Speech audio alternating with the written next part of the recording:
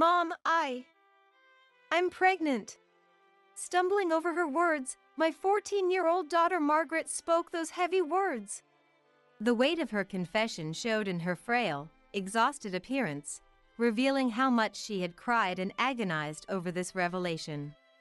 The once bright and lively Margaret was now a shadow of her former self.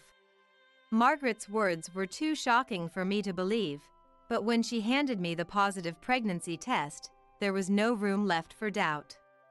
As I tried to grasp the reality of Margaret's pregnancy, I gently probed for more details, hoping to understand the full picture. It must have been so hard to carry this burden alone. Thank you for telling me. When did you take this test? I'm sorry, Mom. I'm so sorry, so sorry. Did you buy the test yourself? And the father? There must be someone responsible for her pregnancy. I knew I shouldn't press too hard, but without understanding the situation, I couldn't take the right steps to help her. Despite my questions, Margaret, seemingly confused and scared, could only mutter apologies. The next day, I talked to my husband Stephen. However, Stephen, who was usually kind and highly sensitive, became deeply troubled and distressed by the news of Margaret's pregnancy. Worried about both of them, we headed to the gynecologist together, taking the bus to the clinic. At the bus stop, I realized I had forgotten the health insurance card, so I rushed back home, leaving Stephen and Margaret at the stop. As I grabbed the health insurance card and hurried out of the house, the landline, which rarely rang, suddenly echoed through the house. Sensing something bad, I answered the phone and was informed that Stephen and Margaret had been taken to the hospital. Not wanting to believe it, I rushed to the hospital, frantically searching for them but to no avail. A police officer present at the hospital broke the shocking news to me. Filled with an overwhelming desire for revenge against those who harmed my precious family, I returned home and gathered the people I needed to talk to. I began by making this confession. Stephen and Margaret ran into the street and were killed. My name is Kelly. I am 43 years old. I was born and raised in the city and worked as a sales representative for a major insurance company. However, I left my job when I got married and moved to the countryside, Stephen's hometown. We live with my in-laws. The reason for this is that I fell in love with Stephen, who is dedicated to preserving the tradition of his family's art dyeing shop, and I wanted to support him. The products sold at my in-laws' art dyeing shop are too valuable to let the tradition die out. While my admiration for Stephen was a big reason, I was also deeply attracted to the products they sold. Recent sales are still in the red, aren't they? Yeah, it's unspeakably bad. The times have changed, and most of our peers have gone out of business. Around here, ours is the last art dyeing shop left. Since moving to the countryside, I had been working at the art dyeing shop, handling sales. Therefore, I knew without asking that the business was in the red. Most of the shop's hours were spent in silence, with no customers. Occasionally, familiar faces of my in-laws would come by to make purchases, but only a handful of visitors. There were days when not a single customer walked through the door. Even without sales, maintaining the shop cost money. The products at the art dyeing shop are made by my father-in-law Joseph, Stephen, and a few other craftsmen. Selling with my mother-in-law Brittany and sister-in-law Melissa, and me. Although it's a small business, we have a minimum number of employees, and with such ongoing deficits, closing down seems imminent. If things continue like this, we will slowly decline day by day. I didn't want that to happen. As soon as the thought struck me, I took action. With my in-laws' permission, I fully utilized the skills I had honed working for an insurance company and approached various stores to promote our products. While searching for stores willing to carry our products, I also began considering the development of new products that would align with current trends and started taking action. Still a novice when it came to dyeing, I sought knowledge by visiting a couple who had once run an art dyeing shop and had a connection with my in-laws. From there, I expanded my network, investigating the current demand for dyeing and gathering information. I've never seen dyeing designs like this before. But Kelly, these designs were developed with the help of many people. I'll discuss it with Dad and the other craftsmen. Thank you. I hope this will help boost our sales, even a little. Thanks to the new products developed through collaboration with various people, customer traffic started to increase slightly. After that, having given birth to my daughter, I no longer had the luxury of time to visit the shop. However, I still wanted to contribute to sales, so I started selling through social media. In this way, over 10 years passed. We launched many new products, secured partnerships with stores willing to sell our products, and passionately carried out online sales. Eventually, the art dyeing shop finally escaped the brink of closure. The business began to get back on track. Stephen grew into a skilled craftsman, and Margaret entered middle school. She became more independent, and her thinking became more mature, needing less and less parental guidance, which brought a mix of pride and melancholy. Despite this, watching Margaret engage in sports every day, full of smiles, enjoying her life, filled me with a stronger sense of joy. About a year passed smoothly, and as Margaret moved up a grade and turned 14, the once active and cheerful Margaret gradually became withdrawn. At first, I thought it was just a phase of rebellion, but she still listened to me and Stephen and didn't seem to be avoiding us, suggesting another cause. Margaret, has something happened lately? You don't seem yourself. It's nothing. I'm just a bit tired. I'll go back to my room now. Even when we tried to create opportunities for discussions, Margaret only said she was tired from sports and retreated to her room. As Margaret spent more time in her room, both Stephen and I grew increasingly concerned. With Margaret back in her room, and just the two of us in the living room, I couldn't help but express my anxiety to Stephen. Why do you think she won't talk to us? Am I that unreliable? Kelly, you're a wonderful mom, even from my perspective. She'll talk to us when she's ready. Do you think something happened at school, or maybe? I'm just as worried. Let's be patient for a little longer, Kelly. Encouraged by Stephen's kind words, I resolved to spend more time with Margaret. She must be feeling lonely during this sensitive period. Maybe, at her age, parents can seem bothersome, but my feelings and love for Margaret remain unchanged. Hoping she would sense this, I did my best to connect with Margaret and support her. Weeks passed, and Margaret, who still hadn't regained her cheerfulness, began to appear more strained and often seemed lost in thought. Suppressing the urge to interfere out of concern, I continued my daily routine. Mom! After finishing my social media check and packing the products I sell online, Margaret came to me.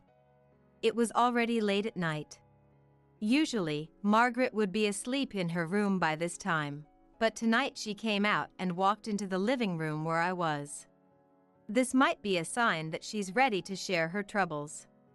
Thinking this, I shook off my sleepiness and had Margaret sit on the sofa for now. What's wrong, Margaret? It's okay. You can take your time and tell me slowly. Yeah. Margaret seemed to be choosing her words, or maybe she just didn't have the courage to speak yet. It felt like it had been a while since I had seen Margaret face to face like this. Looking closely, she lacked her usual energy and her complexion was pale. Lately, she hadn't been eating much dinner and seemed to have lost some weight, so I was eager to hear what she had to say. But I knew that rushing her now might just drive her away after she had finally decided to talk to me, so I held back my impatience. How long did I wait, gently patting Margaret's back? Finally, she opened her mouth heavily. Mom. I'm pregnant. What? I'm sorry. I'm so sorry, Mom. Margaret pulled out a pregnancy test showing a positive result with trembling hands. The reality hit me so hard that I couldn't think of anything. But seeing Margaret crying and apologizing endlessly, I realized she must have been suffering and struggling alone until now, and my heart ached for her. Margaret, it must have been so hard for you, carrying this alone all this time. I'm sorry. So, is there someone you have in mind? If you're pregnant. Even though I asked, all I got in return were sobs and apologies. I knew I shouldn't push her, but without knowing the facts, it would be hard to plan for the future. I tried asking all the questions that came to mind. But Margaret just kept shaking. I'm sorry. Mom. Please forgive me, don't hate me. It's okay, Margaret, Mom won't hate you. Margaret seemed overwhelmed by the gravity of what she had done, almost hyperventilating, unable to give any details. It was late, and I thought she should sleep and gather her strength, so I calmed her down and decided to hear the details at the hospital tomorrow. The next day, I woke up earlier than usual and woke up Stephen. What's wrong? Why are you up so early? I'm sorry to wake you so early, but there's something important. It's about Margaret. When Stephen realized it was about Margaret, he immediately sat up and got ready to listen. I need you to stay calm. Margaret, she's pregnant. I just found out last night, and I only know the basic facts. Pregnant? That can't be true. It was understandable that he couldn't believe it. Stephen's eyes widened, and his voice and lips trembled. He seemed to be thinking, could this really be our child? I felt the same way. Margaret must have been really troubled. When she told me, she was almost hyperventilating and kept apologizing. You've noticed how she's been acting recently, right? Yeah. When Margaret told me, I was extremely shaken and felt like my emotions were about to explode, but Stephen seemed even more shocked than I was. He was clearly flustered and trying hard to listen, but his vague responses made it seem like he wasn't really hearing me. Stephen is naturally a kind and sensitive person. Though he doesn't express it, he might be imagining Margaret's feelings and feeling hurt as if it were his own. And as a father, he is probably shocked that his middle school-age daughter is pregnant. When we get to the hospital and talk in detail, please don't say anything that might upset Margaret. We're planning to go to the OBGYN in the neighboring town today. Please come with us. Okay. I felt that I couldn't keep the truth hidden and told him, but seeing Stephen's shock and exhaustion, I regretted it immediately. But I am doing the right thing. Stephen is probably trying his best to understand the truth. In that case, I need to act with strong will. I contacted his parents and told them that Margaret suddenly fell ill, and asked for permission for Stephen and me to take the day off. When Margaret woke up, I asked her again about the circumstances of her pregnancy, but I couldn't get any valuable information. She might have found it difficult to talk in front of her father, so I just gently hugged her without saying anything. As we were doing this, I realized it was time to leave, and the three of us left the house. At the bus stop, I suddenly realized I had forgotten something important. Oh, I think I forgot Margaret's health insurance card. Should I go back and get it? No, you and Margaret wait here at the bus stop.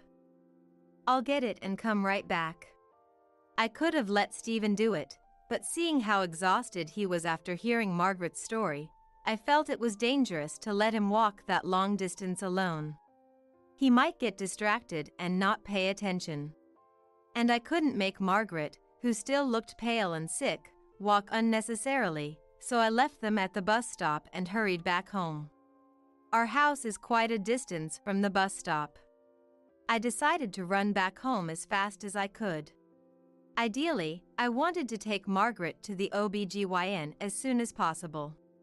As I ran, panting, I blamed myself for forgetting something so important. When I got home and put the health insurance card in my wallet, the rarely used landline phone started ringing. I could have ignored it and rushed to the nearest station, but I felt I had to answer it. I ran to the living room and picked up the phone. The caller was a nurse from the biggest hospital in the area. In a calm voice, she told me the shocking news that Stephen and Margaret had been taken to the hospital. The hospital was busy, and she couldn't tell me more, only to come to the hospital immediately. Filled with shock, I headed to the hospital where they were likely taken. Images of a distressed and unwell Margaret and a shocked and exhausted Stephen kept flashing in my mind. I imagined the worst scenario where they might have suddenly jumped into the road together. Even though I told myself it couldn't be, the worst scenario kept playing over and over in my mind. Please be okay. When I arrived at the hospital and entered the emergency entrance, I saw many nurses and doctors rushing around. A little further inside, I saw the surgery light glowing red. A bad feeling churned in my chest, mocking my hopes that my worst fears were just overthinking. I couldn't very well talk to the nurses running around in a hurry, and I didn't know where to go, so I stood there, unsure and anxious. A police officer approached me and asked, "Is there something wrong?" Actually, I explained the events that had led me here. The officer nodded slightly, looking like he understood. It seemed that this officer had been waiting for me. Then, to discuss what had happened to Stephen and Margaret, he opened his mouth gravely. "Brace yourself. The truth is..." The facts he revealed shocked me, igniting a fire of vengeance within me. I left the hospital alone and returned home. To report the day's events to my in-laws, I gathered everyone in the living room after closing the shop. "I'm sorry, but could Joseph, Brittany, and Melissa all gather here?" what's going on? I've been worried about Margaret's health. Did something happen to Margaret? Ignoring the concerned Joseph and Brittany, Melissa looked bored, staring at her nails. My anger boiled over, but I had to hold on a little longer. I was determined to expose her true nature. With that feeling, I began speaking passionately. The truth is, Margaret was pregnant. On the way to the OBGYN with Stephen, they were in an accident and both died. My in-laws were at a loss for words. That's normal. It was too shocking for them to comprehend immediately. However, Melissa's reaction was different. She trembled and looked panicked upon hearing my words. Her reaction was so predictable that I almost laughed, but I held it back. Melissa turned pale and started shaking. My in-laws tried to calm her down, but she brushed them off. It's not my fault. It's not my fault. How could I have known she would jump in front of the car? She screamed and ran out of the living room. My in-laws were stunned, not understanding what was happening, and just watched her run off. Wow! What happened? Joseph and Brittany, hearing the loud scream, stood up and ran out of the living room. They found Melissa on the floor, having collapsed. In front of her were Stephen and Margaret, staring at her with intense contempt. How could you do such a terrible thing to my beloved daughter? I trusted you, Melissa. This is far from unforgivable. We've already informed the police. You'll have to face the consequences for what you've done. Joseph and Brittany looked at me, confused and not knowing what to make of it all. Even though it was to expose Melissa's wrongdoing, I had lied and confused my in-laws, so I decided to come clean and apologize. When I arrived at the hospital, the police officer told me that Stephen and Margaret had fallen down the stairs near the bus stop. According to eyewitnesses, Stephen tried to catch Margaret as she stumbled, but they both fell and rolled down the stairs.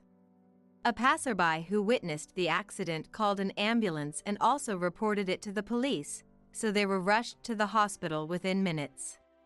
Although Stephen and Margaret suffered bruises all over their bodies, their lives were not in danger, and they didn't need to be hospitalized, which was a relief. The police officer who had responded to the call was very kind. Even though the accident had already been handled, he waited for me, a relative, at the hospital's emergency ward. You mentioned she might be pregnant, but given how she fell, there's a chance she could have miscarried. No way. They're running tests right now. Please follow me. As I was led to the back of the emergency ward, I saw Stephen and Margaret sitting on chairs in the hallway, and I rushed over. Margaret! Stephen! I'm so glad you're okay. Kelly, I'm sorry to have worried you. Mom, I'm sorry. As I hugged them, feeling their warm bodies and hearing their responses, I couldn't help but cry with relief. Stephen had bandages on his arms and head, but Margaret seemed unharmed. While I felt relieved, I also remembered the conversation with the police officer earlier. Experiencing both pregnancy and miscarriage at this age is just too cruel. By the way, what about the test results? About that. Margaret isn't pregnant. What? Really? Margaret had been worried about her late period, but according to the doctor, it was likely due to age-related instability, lack of sleep, or stress. Her diet had been irregular lately, which probably contributed as well. But the test showed positive. The doctor found that strange too. Margaret, where did you get that test? It was from Melissa. As soon as she began speaking, Margaret started crying, remembering something. I quickly pulled out a handkerchief and wiped her tears, but they kept flowing. Trying to understand what had driven Margaret to this point, Stephen and I listened closely, even as her explanation became fragmented and confused.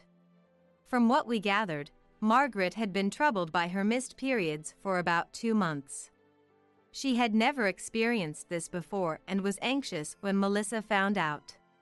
Isn't it weird that you haven't had your period for 2 months? It could be something serious, or you might be pregnant. Yeah, it's really worrying. Just in case, why don't you take a pregnancy test? I have a few. I haven't done anything that would make me pregnant, though. Just in case. It only takes a minute. Overwhelmed by Melissa's insistence, Margaret reluctantly agreed to take the test. The result was positive. Even though Margaret hadn't done anything that could lead to pregnancy, the result puzzled her, so she went to Melissa for advice. I took the test. It's positive, right? What? No way. Getting pregnant at your age is a huge deal. Your future is ruined. You won't be able to go to school anymore. But I haven't done anything to get pregnant. The test result is everything. Do you know how accurate these tests are? 99%. That means you're pregnant. What are you going to do now? This will cause trouble for your mom and dad too. No, what should I do, Melissa? Even though she insisted she hadn't done anything wrong, Melissa's assertion that the test result was definitive overwhelmed Margaret. Confused and panicked, Margaret sought Melissa's help. But Melissa looked at Margaret with disdain and brushed her off. Pregnant in middle school? What were you thinking? It's disgusting. How could you do something like that without knowing anything? It's too irresponsible. What? You can't even make money on your own and you're talking about having a baby? That's completely unacceptable. It's a serious offense. Our shop has finally started to recover after all the hard work. If your baby causes us to struggle again and the shop ends up closing, I will never forgive you. You better do something about it. Instead of giving Margaret the right information, Melissa only fueled her fears and anxieties, ranting at her before storming off. Left alone, Margaret didn't know what to do next. She felt paralyzed by Melissa's words and couldn't seek advice or help. The thought that her parents, her ultimate protectors, might say the same thing as Melissa terrified her. She felt she had no choice but to bear the burden alone. Unable to consult even her friends, Margaret carried the heavy possibility that she might be pregnant all by herself. This situation drained Margaret of her energy, causing sleep deprivation and a loss of appetite. Margaret's fall down the stairs was also due to dizziness from lack of sleep and nutrition. As she finished telling her story, Margaret's face was wet with tears and snot. It was far too much for a middle schooler to bear alone. I held Margaret tightly. Stephen, who had been listening, was also in tears, and for a while, the three of us just hugged each other. Margaret, it must have been so hard. I'm sorry I didn't notice. Me too. I'm sorry, Margaret. No, Mom and Dad, I could feel you were with me, so it's okay.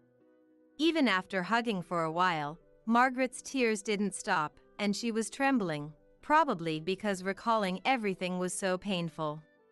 It seemed this incident had become a trauma for her, and it was truly heartbreaking. I couldn't forgive Melissa for putting our child through this. I told Stephen and Margaret to come back when they were calm, and I left the hospital alone. After hearing the whole story, my in-laws turned red-faced and glared at Melissa. Melissa, who had lost all her allies, was looking around, searching for words. By the way, the pregnancy test you gave Margaret, wasn't it a fake? I did some research. I found out there's a fake pregnancy test that always shows positive. It's mainly sold online. Do you know about this? I don't know. I don't know anything about that. Then, can you show us your purchase history? Why should I let you see what's in my smartphone? No way. I'll never show you. If you didn't know, you wouldn't try to run away. Besides, you just said you didn't expect things to go this far. That's practically admitting you did it. I said I don't know. As Melissa stood up to escape, Joseph grabbed her, demanding she show the shopping site, and she couldn't resist anymore. Finally, Melissa, resigned, threw her smartphone with the purchase history displayed towards me. Of course. The screen showed the purchase history of the prank pregnancy tests. This was proof of Melissa's actions. Feeling exposed, Melissa confessed everything with a defiant look. Yes, I did it all. I couldn't stand Kelly, who came in and started acting all high and mighty. So when I found out about Margaret's irregular periods, I thought I'd just mess with her a little. It was just a joke. Why is everyone ganging up on me?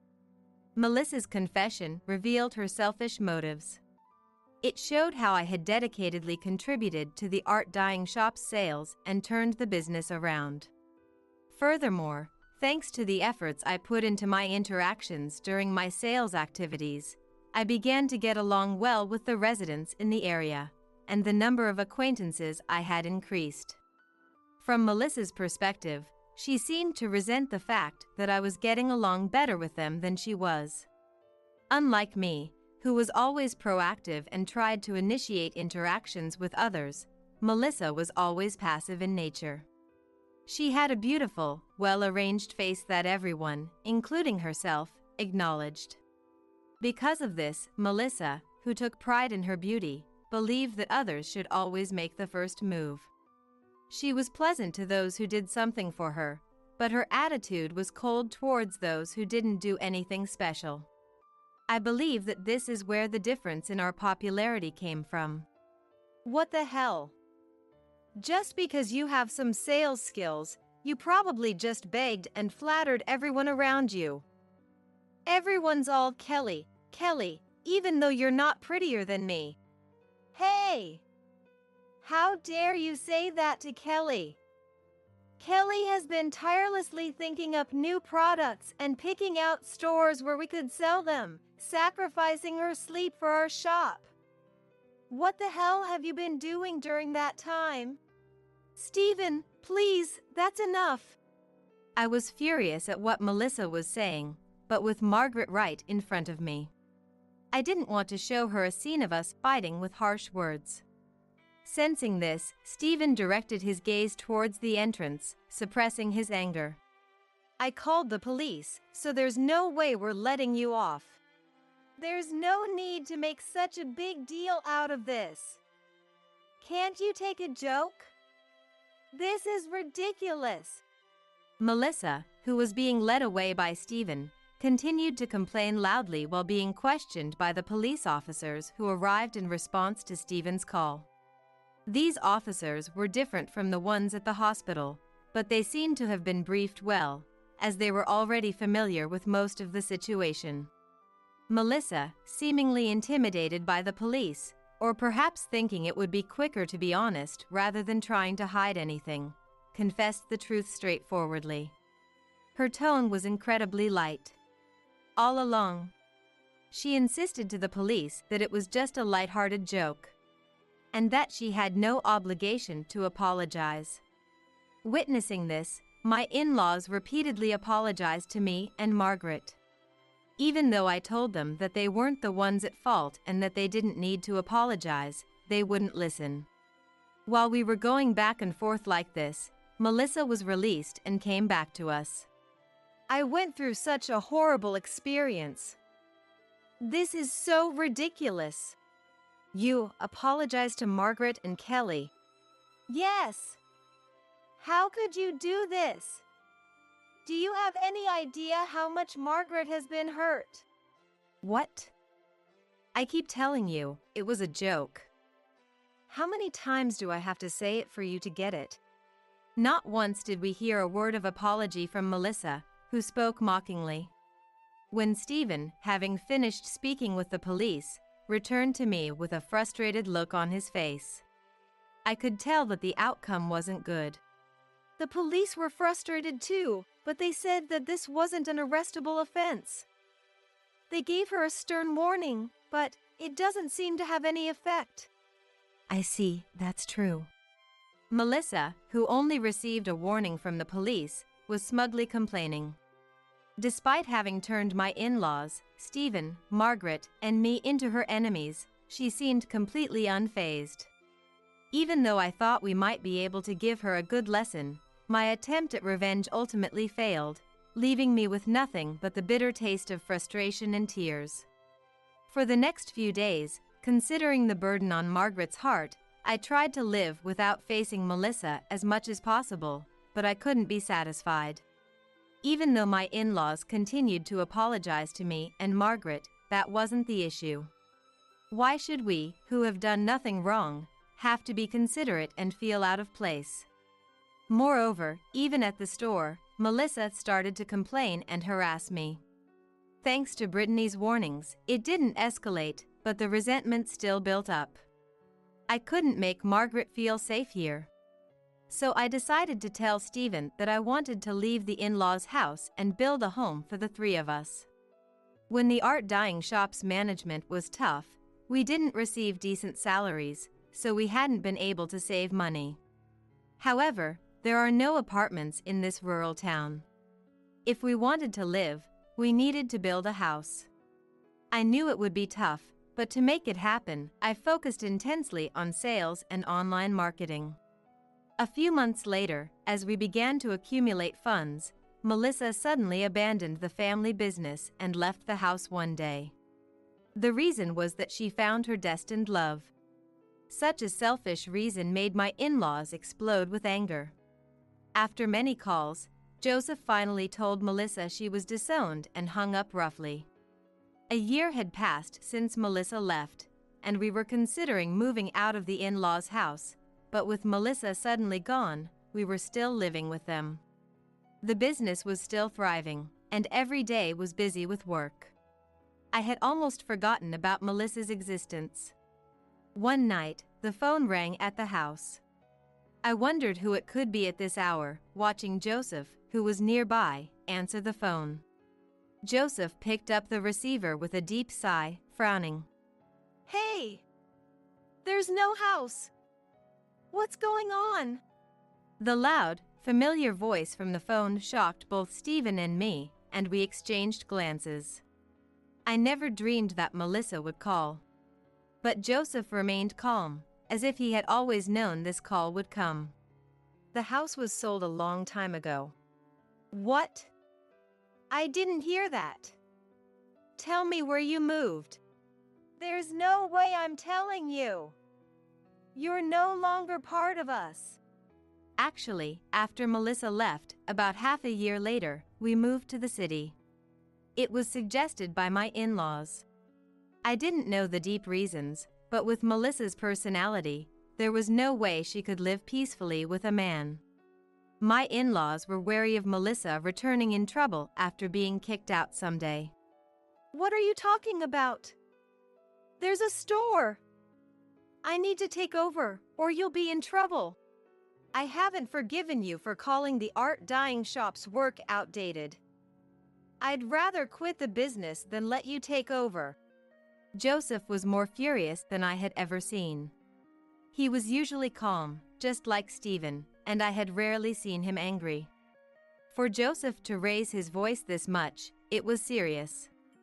And to think that she had called the art dyeing shop's work outdated in the past was surprising. Thinking of how my in-laws had tolerated and supported such an ungrateful daughter until now brought tears to my eyes.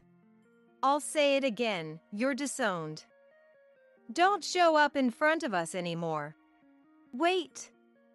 I'm in a really tough situation right now. Money. I need money. Dad, please help me. Before Melissa could finish, Joseph put the receiver back, and we couldn't hear her anymore. In the end, I realized she was trying to play the sympathy card, but I wasn't sure how that pleading tone sounded to Joseph. When Joseph hung up the phone, his back looked unbearably lonely, and I couldn't bring myself to say anything to him. Stephen gently patted my shoulder as I stood there speechless. In this place far from our hometown where the store was located, we had no idea what Melissa was up to, and our days became busy once again. But a few months later, while I was minding the store with Brittany, some acquaintances of my in-laws came all the way from afar to visit us. This couple had been loyal customers even when the store was on the verge of closing down. For a while, they continued to buy our products online, but they decided to visit us while on a trip. And it was from this couple that I learned about Melissa's current situation. When Melissa realized she had lost her home, she apparently started going around the neighborhood, asking anyone and everyone for help. Being a small, close-knit rural community, Melissa's misdeeds were already known to all the residents, and instead of offering a helping hand, no one even spoke a kind word to her. She had spent her days being criticized as a shameless person who hurt teenage girls with unethical jokes, and brazenly stood up to the police. Living in such a small village, without any allies, must have made even Melissa feel quite out of place. And as for Melissa's boyfriend, whose details were unclear before, it turned out he was a man from a nearby men's club she frequented. Melissa, confident in her looks, believed that this man was infatuated with her. To make him even more captivated, she spent a lot of money, even depleting her savings lavishly. After leaving, she barely worked, kept racking up debt, and frequented the men's club. But such a lifestyle couldn't last forever, and when she couldn't repay her debts or borrow more money, she turned to the man she was obsessed with for help. Naturally, the man, who made a living selling dreams to women, had no intention of falling for a pretty-faced woman who had created her own debts. And he dumped her without helping her, leaving her to struggle with her debts. With no place to stay, Melissa was forced to live on the streets for a while. But the townsfolk, not wanting her to suddenly die on the streets, let her stay in a rundown, less than clean abandoned house with a hole in the roof. Currently, Melissa, still unable to bring herself to work honestly despite her dire straits, clings to the little money she has left, trying to lure wealthy-looking men to hotels. She uses a pregnancy test kit given to her by Margaret, which always shows a positive result, and after having relations with various men, she tells them she's pregnant, demanding marriage or child support. It's absurd that she's still chasing rich men at this point, but her scheme has yet to succeed, and she often returns to the abandoned house looking like a worn-out rag. Since the area around our hometown is not urban, Melissa's infamy spread rapidly. People started gossiping about a beautiful woman who threatens men with pregnancy to extort marriage and child support, making it increasingly difficult for her to lure men to hotels.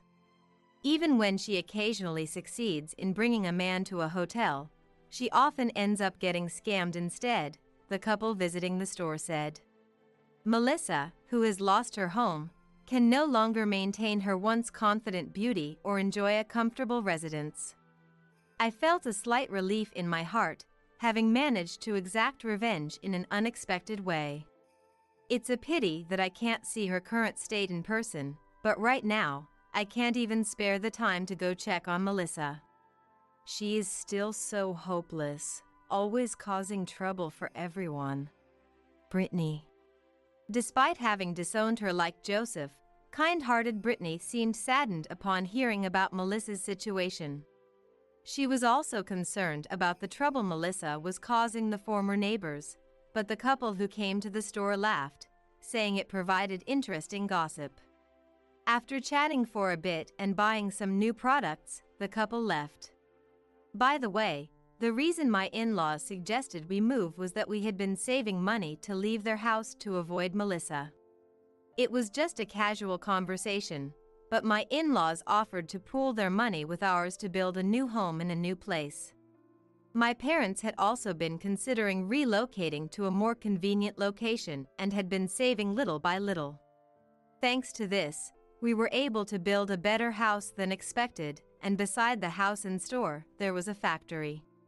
The craftsman, who admired my in-laws and had stuck with us through tough times, followed us to this distant new land. Recently, young apprentices inspired by the quality of our products have started joining us, and our family has begun working together to pass down the traditions. Though the road ahead is still long, I feel a strong sense of fulfillment in this work. Margaret, after being advised by the doctor to stop her irregular lifestyle, seems to have a normal menstrual cycle now and is fitting in well with the friends she made at her new school. Lately, Margaret has developed a keen interest in fashion and has been thinking about creating designs incorporating dyed fabrics for clothes and scarves. Her design ideas, coming from a perspective we don't have, bring new discoveries. Though there is so much to do that I barely have time to rest, I feel fulfilled and busy every day. We aim to grow the company more and spread the charm of dyed fabrics to many people. Get out of here with your child, you horrible woman! Brittany, my mother-in-law, screamed as she threw my belongings at me. I looked at my husband, Daniel, hoping he would help me, but he just looked away awkwardly. How dare you deceive my precious son? I haven't cheated. This child is definitely Daniel's. Shut up! You're saying that, but you're probably cheating with that part-time worker, Christopher. Those words made me furious. I was already irritated being accused of a cheating I didn't commit, and now she was suspecting me of being involved with Christopher too. I glared at Brittany. What? Do a DNA test. Sure, go ahead. At my words, Brittany gave a smug smile. Only an idiot would prepare evidence of her own affair. Brittany laughed as she said that. I vowed to prove to Brittany that I had never cheated. 2 weeks later, after confirming the test results, I sent them to the in-laws' house. A few hours later, she must have seen the results. In the short time I looked away, my smartphone had dozens of messages from Brittany. What did you do? My name is Miranda. I am a 27-year-old housewife. Miranda, Robert. Dinner is ready. Oh, thank you, as always. My parents were always gentle and I rarely saw them argue. My mother, Samantha, was always calm and made sure that my father, Robert, and I lived peacefully. I respected my mother for that, and my father never forgot to show his appreciation for her. Thanks to being raised by such parents, I rarely get angry. Of course, there are things I can't compromise on and things that frustrate me. But getting angry tires me out, and it's easier to give up than to get angry. Miranda, are you okay? You always give in to others. My mother would sometimes worry about me, but I believe I have my own opinions. I live by not compromising where I can't, and at a pace that is comfortable for me. Because of that. Miranda, you're really easygoing. My friend, Sarah, often said. I don't mind being thought of as easygoing. As long as I don't inconvenience others, there shouldn't be any problem. Besides, there are people who like me for being this way. I like you, Miranda, because you're gentle. Daniel said. I met him in college. We met at a dinner party organized by a mutual friend. I hate conflicts. I like someone like Miranda who is calm and doesn't argue. Daniel said at the dinner party. He didn't really want to attend the party but didn't want to offend his friend by declining. That's why he attended. You're considerate of your friends. That's wonderful. Thank you. Hey Miranda, if you're not seeing anyone right now, would you go out with me? And so, we started dating after his confession.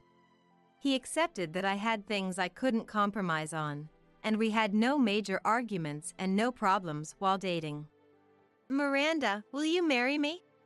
Yes, gladly. After a few years of dating, we got married. Thank you for marrying Daniel. He's really lucky to have you. His parents were gentle people too, Brittany, who is always smiling, and father-in-law, Joseph, who is calm-looking. I felt truly grateful that these two became part of our family at that moment. What, Joseph? Shortly after Daniel and I got married, Joseph was hospitalized. Apparently, he was involved in a car accident. Fortunately, his life wasn't in danger, but he broke his leg and had to stay in the hospital for a while. Well, I'm glad it wasn't serious. I'm sorry for worrying you. When Daniel and I went to visit, Joseph apologized, looking genuinely remorseful. Really, when I heard about the accident, I thought I'd have a heart attack. Brittany looked worried as she spoke. Actually, my in-laws run a restaurant. Basically, Brittany handles the front, and Joseph, along with a few part-time workers, handles the support. Joseph is good at paperwork, but Brittany, on the other hand. I get headaches from staring at letters and numbers for too long. She said it was hard for her. In such a situation, Joseph, who usually handles the back end, was hospitalized.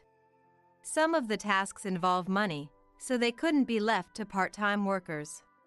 What are they going to do now? I muttered involuntarily. Joseph's sudden hospitalization must be mentally tough already. With things like this, they might have to close the restaurant temporarily. I thought about this while heading home with Daniel. Miranda, can I talk to you for a moment? As I was relaxing at home, Daniel approached me, looking apologetic. From his expression, I had a hunch about what he wanted to say.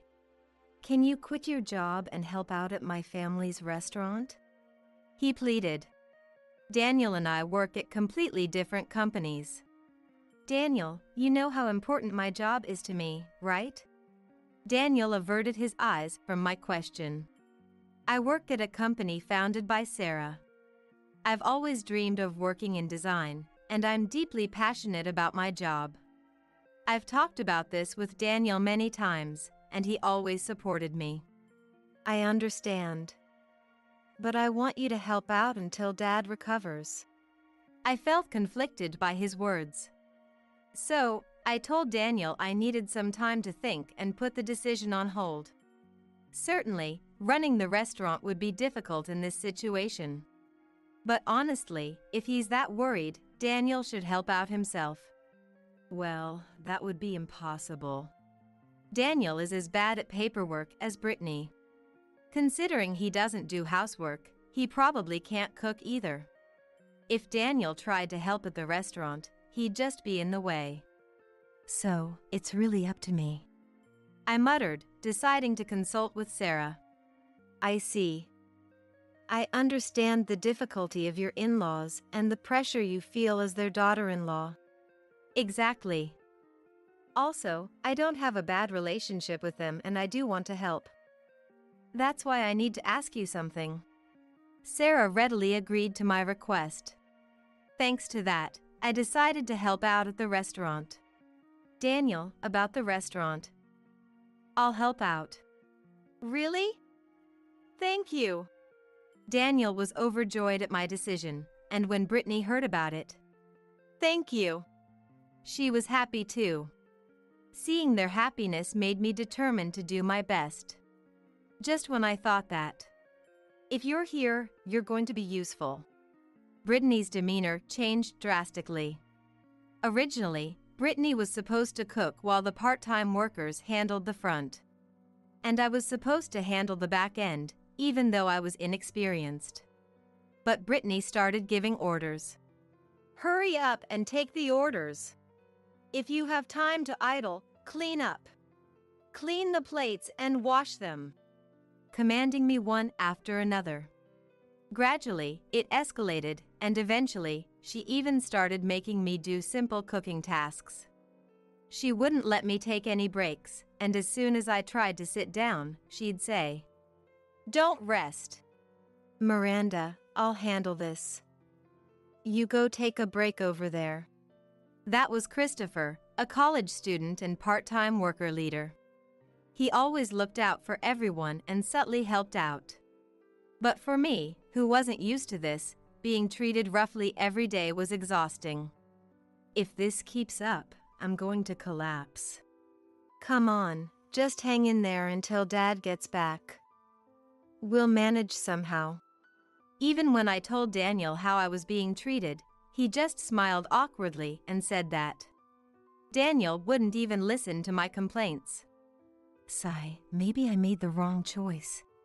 At first, I thought Daniel was a kind and peace-loving person. But in reality, he just didn't want to get involved in any trouble. That's why he didn't even try to mediate between Brittany and me. Seeing this side of Daniel made me sigh. I need to rest soon. Brittany told me to come early again tomorrow morning. I gave up talking to Daniel and decided to rest in my room. Hurry up and get to work. Don't just stand around. That day, while helping at the store from the morning, I felt sick and had to crouch down. Ugh. I feel sick. Miranda, you don't look well. Are you okay? Noticing my condition, Christopher offered to take me to the hospital. Thank you, Christopher. It's no problem. Miranda, you always help out my sister. Christopher said with a bright smile. Christopher is Sarah's younger brother. I was surprised to see him working part-time at the family store. But really, if it wasn't for you, I wouldn't have been able to get to the hospital. When I tried to go to the hospital, Brittany tried to stop me, complaining. Christopher stood up to her. Are you seriously going to make a sick person work? And thanks to him, I could go to the hospital. Congratulations. What? After the examination, it turned out I was pregnant. Apparently, I had been feeling sick because of morning sickness.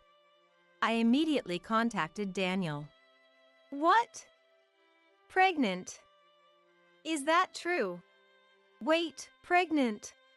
Miranda is pregnant? Even though it was Daniel's call, I heard his parents' voices. Why can I hear Joseph's voice? When I asked, Daniel explained the situation a bit awkwardly. Apparently, Brittany, upset by my absence, called Daniel and they went to Joseph's place to complain. But earlier, Dad scolded her, saying, "She's working out of goodwill. What are you complaining about?" I see. Joseph had reprimanded Brittany. Miranda quit her job to help us out of goodwill. Don't make her work when she's feeling sick. Hearing that made me feel a bit relieved. Knowing that Joseph was on my side. It gave me some comfort. Miranda, congratulations on your pregnancy. Joseph then took over the phone. I'm sorry about my wife. I've told them to pay you more. It was then that I realized. I hadn't been receiving any salary. I had been so busy and overwhelmed that I completely forgot about my pay. Miranda? You haven't been getting your paycheck, have you? He must have guessed because I stayed silent. Joseph asked, his voice filled with anger. I've been getting it for her. Daniel hastily answered Joseph's question. Why are you getting it?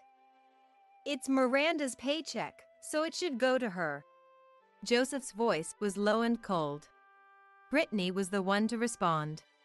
Well, Miranda is Daniel's wife, so it goes to Daniel as her husband. Cut it out. She's an important daughter to her family.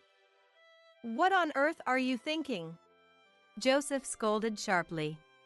This was something I heard later, but Joseph, usually a mild-mannered man, becomes terrifyingly angry when common sense or manners are breached.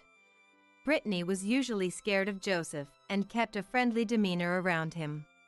However, with Joseph hospitalized and out of sight, Brittany went out of control this time. You married quite a handful, didn't you? Christopher, who had been silently listening by my side, said with a wry smile. I returned his smile with one of my own. I'm sorry for everything. Daniel came to apologize to me afterward. He must have been scolded by Joseph, told to protect Miranda. Daniel promised he would protect me from now on. All right. I'll forgive you for now, but make sure you do protect me. I still had feelings for Daniel, and I didn't want to take the father away from the child I was carrying. So I decided to give it some time. Sorry for the sudden trouble. I'll be staying here from today. It's okay. You must have had a hard time. Take it easy. Not long after that, I went back to my parents' house to give birth. I moved back early to avoid Brittany's presence. Pregnancy isn't an illness, and you're not even in the last month. You can keep working as usual. Brittany contacted me like this after I came back from the hospital. It seemed she hadn't reflected on Joseph's anger. I told Daniel about it. I got it. I'll talk to Mom. But he did nothing. So, using my morning sickness as an excuse, I decided to take refuge at my parents' house early. I also talked to Joseph, who cared about me. I'm sorry for my family. Your decision isn't wrong, Miranda. Joseph accepted my decision. My parents welcomed me kindly, so I felt at ease at home. Well, if that's your decision, I won't oppose it. Just have a healthy baby. Daniel was surprised I moved back so early but sent me off like that. Brittany was the only one who opposed until the end. Going back home this early, she complained. But after what happened with Joseph glaring at her, she couldn't stop me. The store will manage with the part-time workers. That's right. Just focus on the baby. Christopher and Sarah also reassured me, so I focused solely on my unborn child. This was probably the most peaceful and happy time for me. Sure, the morning sickness was tough, but my growing belly filled me with love. And a few months later, I gave birth to my adorable son, Kent. Thank you for being born, Kent. I couldn't get enough of how cute Kent was. My parents were also crazy about Kent, and Sarah and Christopher were overjoyed. But Daniel seemed different. Daniel, you haven't come to see him even once. Is he really that busy with work? Yeah, it seems so. He never came to see me while I was at my parents' house. And that continued even after our baby was born. Hey, Daniel. Why haven't you come to see us? If this goes on, he won't develop a sense of responsibility as a father. Thinking that, I contacted Daniel. I'm really busy with work. I'm truly sorry. Daniel replied to my words like that. I sighed at him. What on earth is he doing? I decided I had to confront him when I got home. After a while, I returned home with Kent. Welcome back, Miranda. And I've missed you, Kent. Daniel greeted us with a smile and looked lovingly at Kent. Seeing that, I felt a bit remorseful. He did genuinely seem to love Kent. My work has settled down, so I'll be more hands-on from now on. Thanks to those words, we were able to enjoy some peaceful days for a while. But then Kent developed a sudden rash, and we had to go to the hospital. What? Really? Yes, that's correct. Kent's blood type is A. When we visited the hospital, we also checked his blood type, and it turned out Kent is type A. Both Daniel and I are type O. So I was utterly shocked, having assumed Kent would also be type O. Of course, I hadn't been unfaithful. Daniel was my only romantic experience. You went to the hospital today, right? How did it go? The rash is getting better, but... What? Did something happen? Daniel looked at me with a puzzled expression. I told him about Kent's blood type. He seemed surprised. Wow, I didn't know that could happen.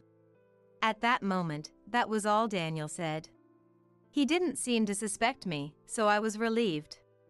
I heard about it.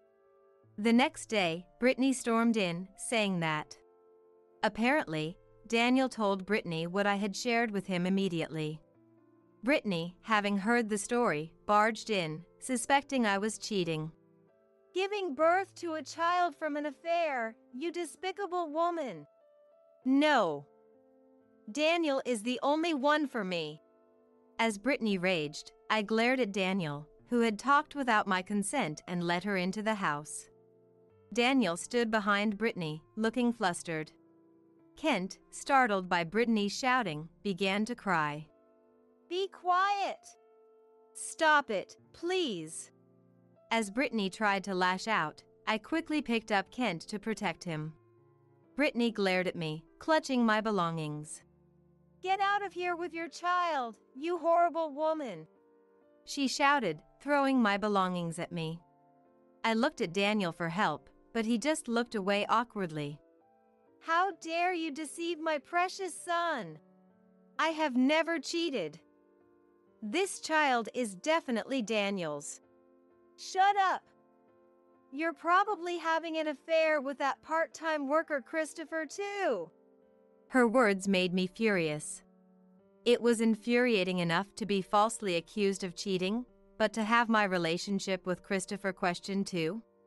I glared at Brittany. I'll do a DNA test. Fine, go ahead. Brittany smirked at my words. Preparing evidence of your own infidelity, what a foolish woman. Brittany laughed. I vowed to prove I was not cheating. Returning to my parents' house, I explained the situation to them. Being accused so one-sidedly. We believe in you, Miranda. My parents trusted me. When I mentioned a DNA test, they even offered to cover the cost. Oh. What's wrong? At that moment, someone contacted me. This person had heard the story and offered their help. If they're helping, that's reassuring. I'll definitely get back at Brittany. My anger toward Brittany fueled my determination. I will make her regret this.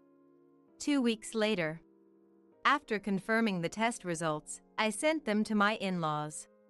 Let's see their reaction, I murmured, heading to Kent. A few hours later, Brittany must have seen the results. While my attention was elsewhere, I received numerous messages from Brittany on my smartphone. What have you done? When I answered the phone, her screams were the first thing I heard. I just proved what you asked for. Don't mess with me. Brittany continued to hurl insults at me.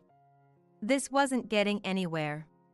I decided to leave Kent with my parents and confront my in-laws. I'll go too. I can't forgive anyone who hurts my friend. I'm coming as well. Sarah and Christopher joined me along the way. I had told Sarah beforehand and informed her of our plan to confront them. So, the three of us headed to my in-laws. Excuse us. How dare you show your face here? Welcome, Miranda. When I arrived at my in-laws' house, Brittany was glaring at me with anger in her eyes, while Joseph greeted me warmly, and Daniel cowered in the corner.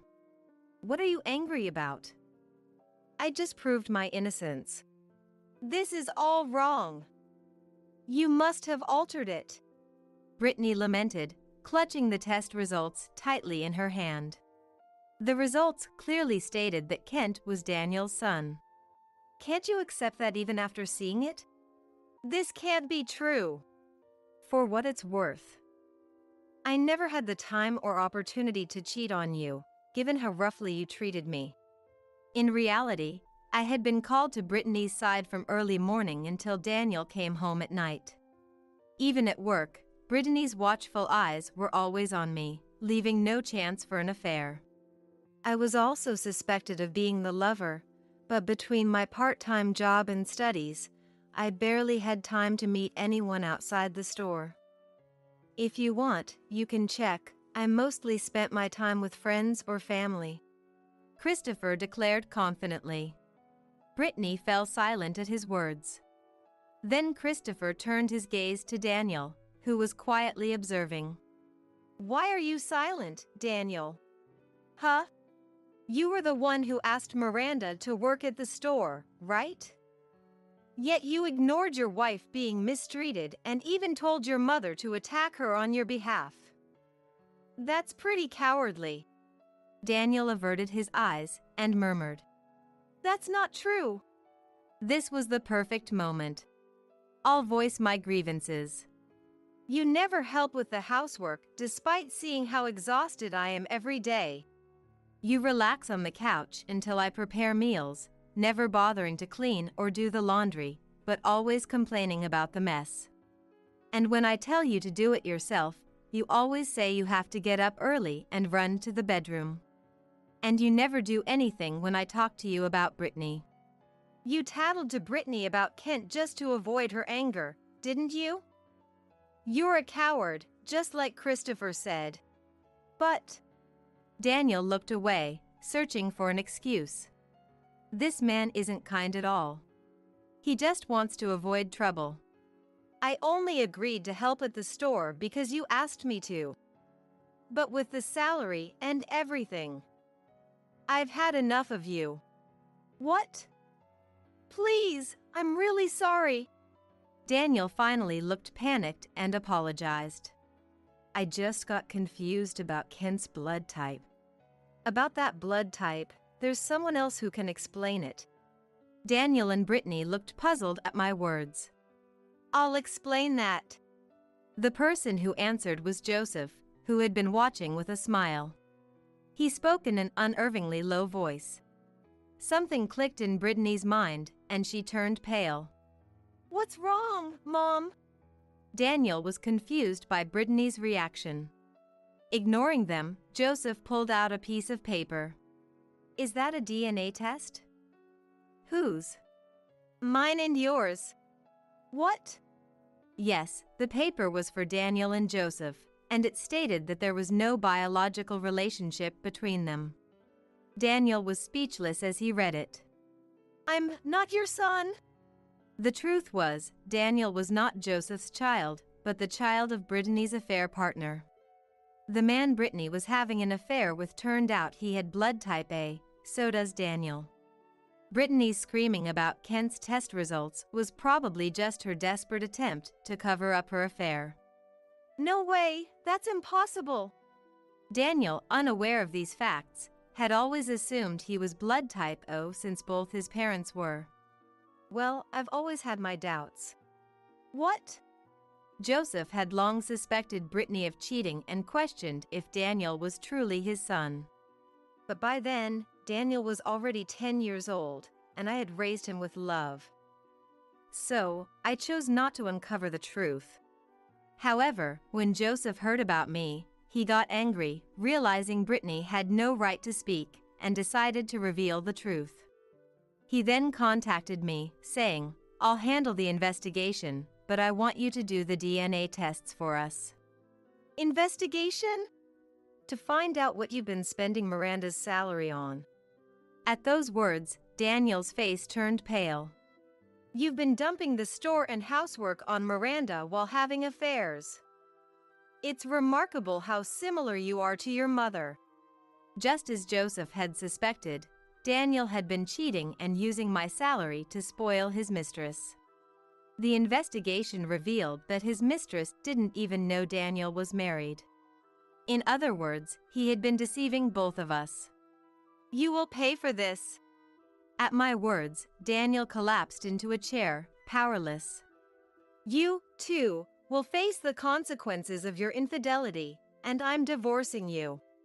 I'll also be quitting my part-time job, Joseph added, following my lead. Christopher then declared his decision as well. Brittany looked bewildered, asking why. If both Miranda and Joseph are getting divorced, the store can't survive. You only cook. You don't handle any of the bookkeeping or administrative work. Lately, even the cooking had been left to me and the part-time workers. Regular customers had noticed this and mentioned they came to support Miranda, who was working hard in Joseph's place. As a result, with me gone, the number of customers had decreased. If Joseph and I didn't return to the store, the remaining regulars would likely stop coming too. The store, supported by regulars and Miranda, will surely go under. Everyone has sensed this and has been quitting their part-time jobs one by one. No! Brittany started to panic as Christopher spoke. The store had been run by Brittany's family for generations. I can't let it end with me. You won't get a divorce or quit the store, will you? Even with your family's help, finding a job while raising children will be tough. Realizing the situation, Daniel turned to me with a trembling voice. Just then, Sarah stepped in front of me. Unfortunately, she's my excellent employee. So, I'll be taking responsibility for hiring her back. Before I quit my job, I had consulted Sarah, who arranged for me to return to the company at any time. So, finding a new job wasn't a problem. I will never forgive you for hurting my best friend, Sarah told Daniel with a smile. After that, Daniel and I successfully got divorced. Daniel pleaded not to get divorced and to stay with me and Kent until the very end, but Sarah's husband, a lawyer, helped us. I made sure your husband would pay properly. As she promised, Daniel paid a hefty amount in alimony and child support. It was all paid in a lump sum, allowing me to live comfortably for a while. Joseph also agreed to divorce without any property division in exchange for not claiming any compensation. Are you really okay with not asking for any compensation? Yeah, it's fine. I've got enough savings, and Brittany is already finished no matter what. Originally, his parents had been running the same store, but they had kept their finances strictly separate. Thanks to that, Joseph had been able to save up, but Brittany had been spending recklessly and had no savings. As a result, the only thing left for Brittany was that store. That store will probably go under soon. When that happens, Brittany will have no choice but to rely on Daniel," Joseph said. And it became a reality. A while later, when I was talking with Sarah. "By the way, what happened with Daniel and the others?" "Oh, they contacted me. So, I talked about what happened to Daniel and the others. That store couldn't be managed properly without us, and it soon went under. All the regular customers left, and it went under in no time. In the end, they had to take on a lot of debt. Brittany ended up selling the store and the land to pay off the debt, taking only the bare minimum and running to Daniel. But Daniel has it tough too. In fact, his affair partner was a new employee at the company Daniel worked with. That new employee claimed to have been deceived and cried to others, spreading the story quickly. The story reached Daniel's company, and his boss subtly suggested he resign, leading him to voluntarily retire. So, they sold their house to repay the debt for alimony and child support and moved into a cheap apartment. He was getting by with a part-time job, but then Brittany showed up saying she was struggling. And then she asked you for help? After betraying her first? No way you'd help." "Exactly. I refused immediately. Brittany sent a detailed message about her current situation, but I ignored it without replying. Thanks to that, I can now live peacefully. On the other hand, I have been raising Kent smoothly with the help of my parents. My housewife mother actively takes care of him, allowing me to raise him with peace of mind." "I'm glad you're happy now. So, shall we talk about the future?" We were meeting today to talk about the future. Kent still needs a lot of care, so I plan to start working remotely once he grows up a bit. "I'm so glad Miranda is back. Your designs are popular and unique, something only you can create." Sarah said such kind words to me. They have such high expectations for me. I decided to work hard once I returned to work. A few years later, when I started going back to work. "Hello, Miranda. How is Kent?" "Hello. He's been energetic since morning. Christopher visited the office. He always looks out for us and is fond of Kent. He had graduated from college and was now working hard as a salesperson at the same company with Sarah and me." Miranda. I've always liked you. Will you go out with me?" Christopher said, and I was surprised. As I stood there frozen in shock, he looked at me with serious eyes. "I will make both you and Kent happy," Christopher said. But I was 5 years older than him. So, I couldn't answer right away and decided to put my reply on hold. Shortly after that, "Miranda." "Huh? Daniel?" Daniel appeared before me. Startled by the sudden encounter, I couldn't escape in time, and Daniel approached me with a smile. "I've been looking for you. Hey, let's get back together. I can't take it anymore." "No way. Who do you think would want to get back together with you?" I immediately rejected Daniel's words. "You too. You're making fun of me too." Then, as if his anger exploded, Daniel raised his fist towards me. At that moment, "What do you think you're doing?" Christopher stepped in between us and pulled me close. He glared at Daniel. "Enough. Miranda doesn't need you anymore." "Shut up. What do you know about Miranda? Miranda, you still need me, right?" "No, I don't. I have Christopher now." My words made Daniel look hurt. "What the hell? So, you were cheating on me with Christopher all along?" Both Christopher and I showed an exasperated expression. I had already told him that neither Christopher nor I had the time to cheat. Unlike you, I haven't cheated. I'm not even dating Christopher yet. "Liar!" It's not a lie. I did confess recently, but I haven't received an answer yet. Although my feelings were already decided. As I thought this, I squeezed Christopher's hand that was holding me. Christopher looked a bit surprised and then smiled happily. There's no room for you here. Or do you want me to call the police? At my words, Daniel said, Damn! And left. It seemed he didn't want the police involved. About what you said earlier. You'll make both Kent and me happy, right?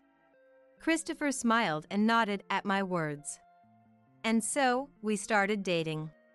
After that, I asked Sarah's husband to get a restraining order against Daniel. Apparently, Daniel had gotten angry and kicked out Brittany because she was squandering his earnings and putting a strain on their life. But, feeling lonely by himself, he started looking for us. As for Brittany, she wandered without a place to go and eventually went missing. I don't care anymore. Because now, I'm happy. Miranda, it's time to go. Yes, I'm coming.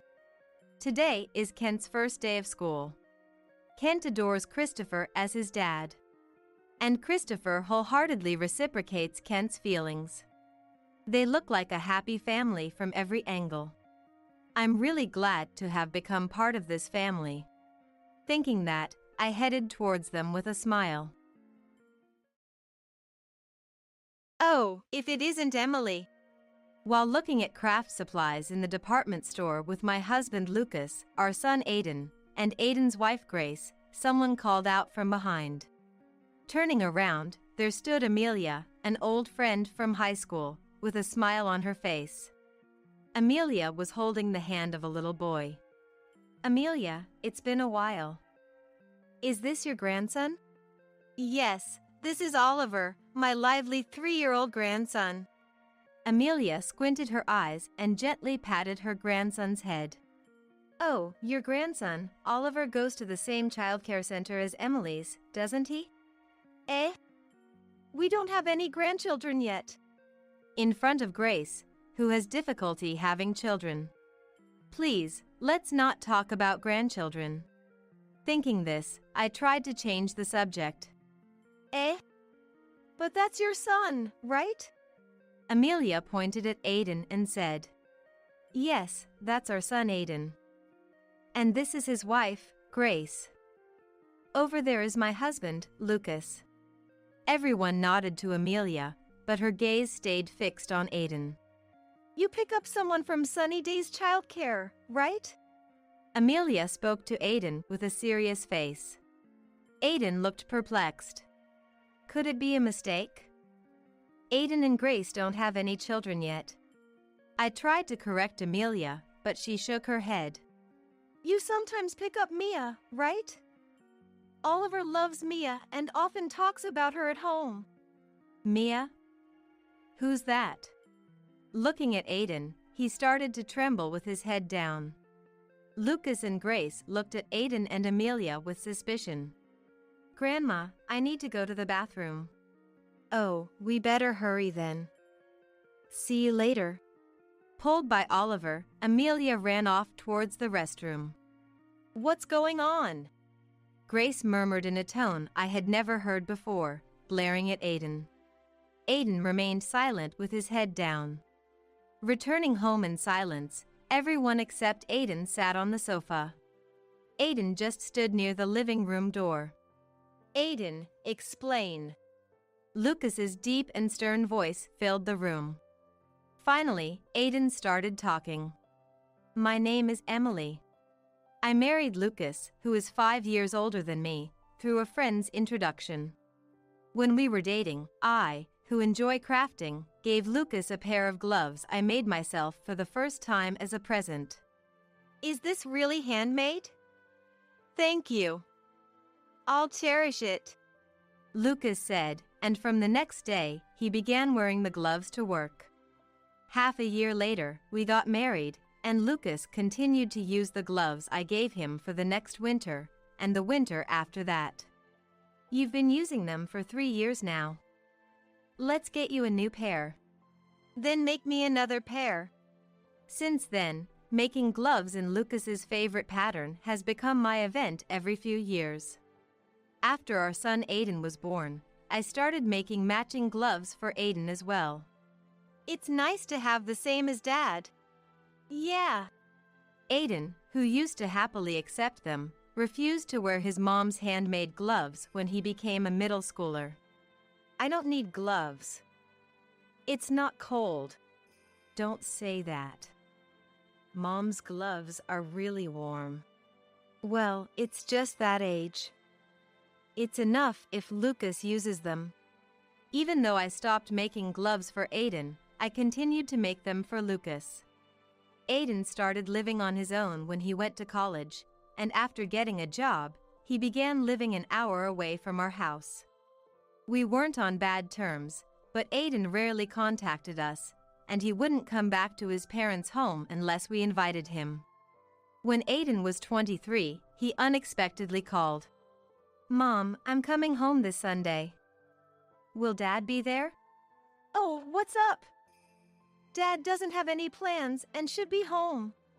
"I'll be there around 2 p.m. I have someone I want to introduce." After saying that, Aiden hung up. Someone he wants to introduce? "Hey, Lucas." My heart racing, I called for Lucas. "What's the matter? Why are you yelling?" Aiden said he's bringing someone he wants to introduce this Sunday. Lucas was momentarily surprised, but quickly cleared his throat and said, "Aiden's only 23, right? He's just getting used to work, and I'm not sure if he'll bring someone you're expecting, Emily." "Do you think so?" "I have a feeling he'll bring a wonderful woman." Despite Lucas's half-amused, half-exasperated reaction, I counted down the days to Sunday. And then the long-awaited Sunday arrived. After 2 p.m. passed and I was getting restless, I heard Aiden's voice from the entrance. "I'm home." "Welcome back." Trying to appear calm, I went to the entrance and saw a petite, cute woman standing next to Aiden. "This is Grace. I'm dating her." "Nice to meet you. I've been seeing Aiden for a year now."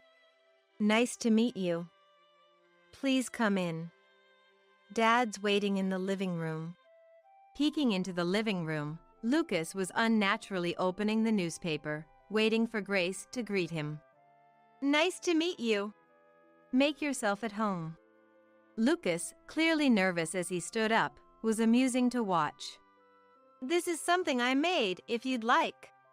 Grace handed over a coaster. "It's beautiful. My favorite orange and Lucas's favorite blue. I asked Aiden about your favorite colors." Looking closely at the coaster, initials were written on the edge. "Grace, is crafting your hobby?" I asked, feeling delighted. "Yes, I love crafting." Grace smiled warmly. "I like it too. It's nice to have a hobby in common." "It's not just a hobby. Grace is making a name for herself as a handmade artist." "I'm grateful to be able to make my hobby my work," Grace said with a smile.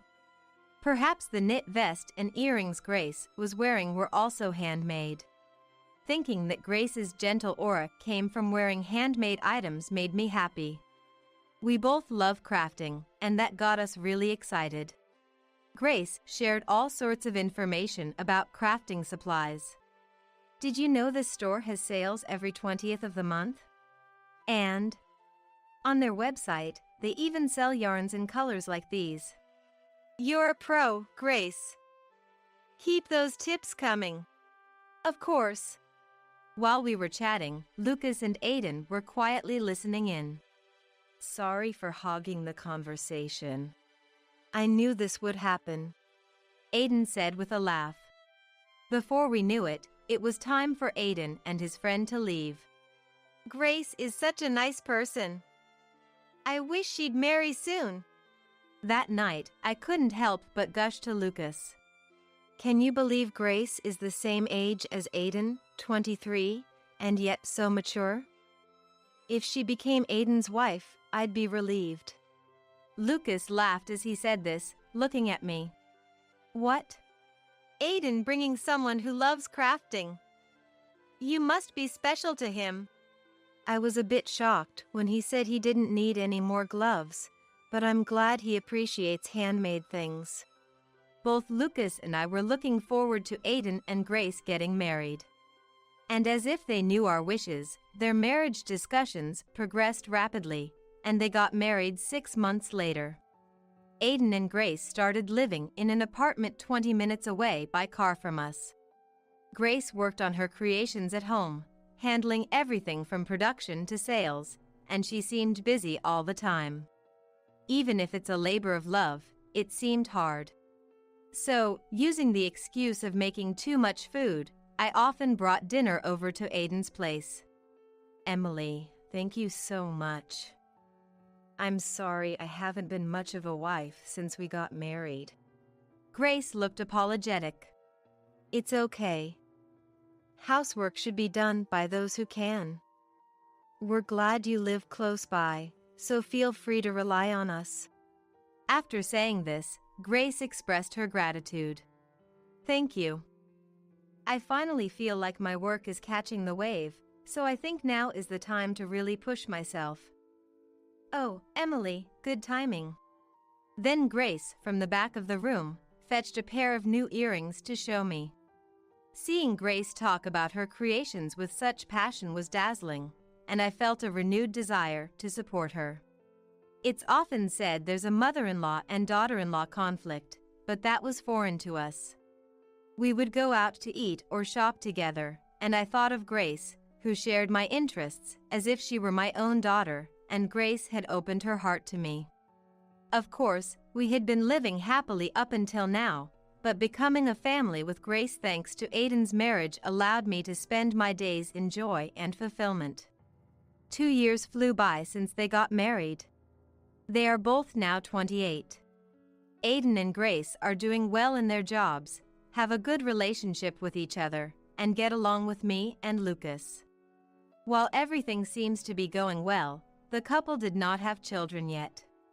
Once, I asked Grace about having children. Then Grace apologized. I'm sorry.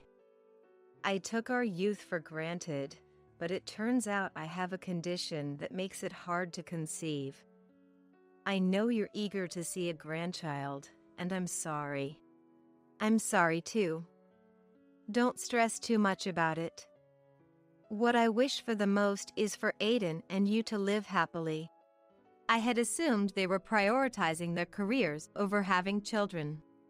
To Grace, who was feeling anxious about not being able to conceive, what had I done by asking her that? For a while, I was tormented by self-loathing. Perhaps out of consideration for me, Grace invited me to lunch again as if nothing had happened. When I do get pregnant, you'll be the first to know. Grace said this with a bright smile. Grace is much more grown up than I am. Since then, I never brought up the topic of children with Aiden or Grace again. One day, I got a call from Grace. Emily, there's a new craft store in the next town over. Do you want to go check it out with me? Thanks for the invite. I'd love to go. The next day, we headed to the new craft store.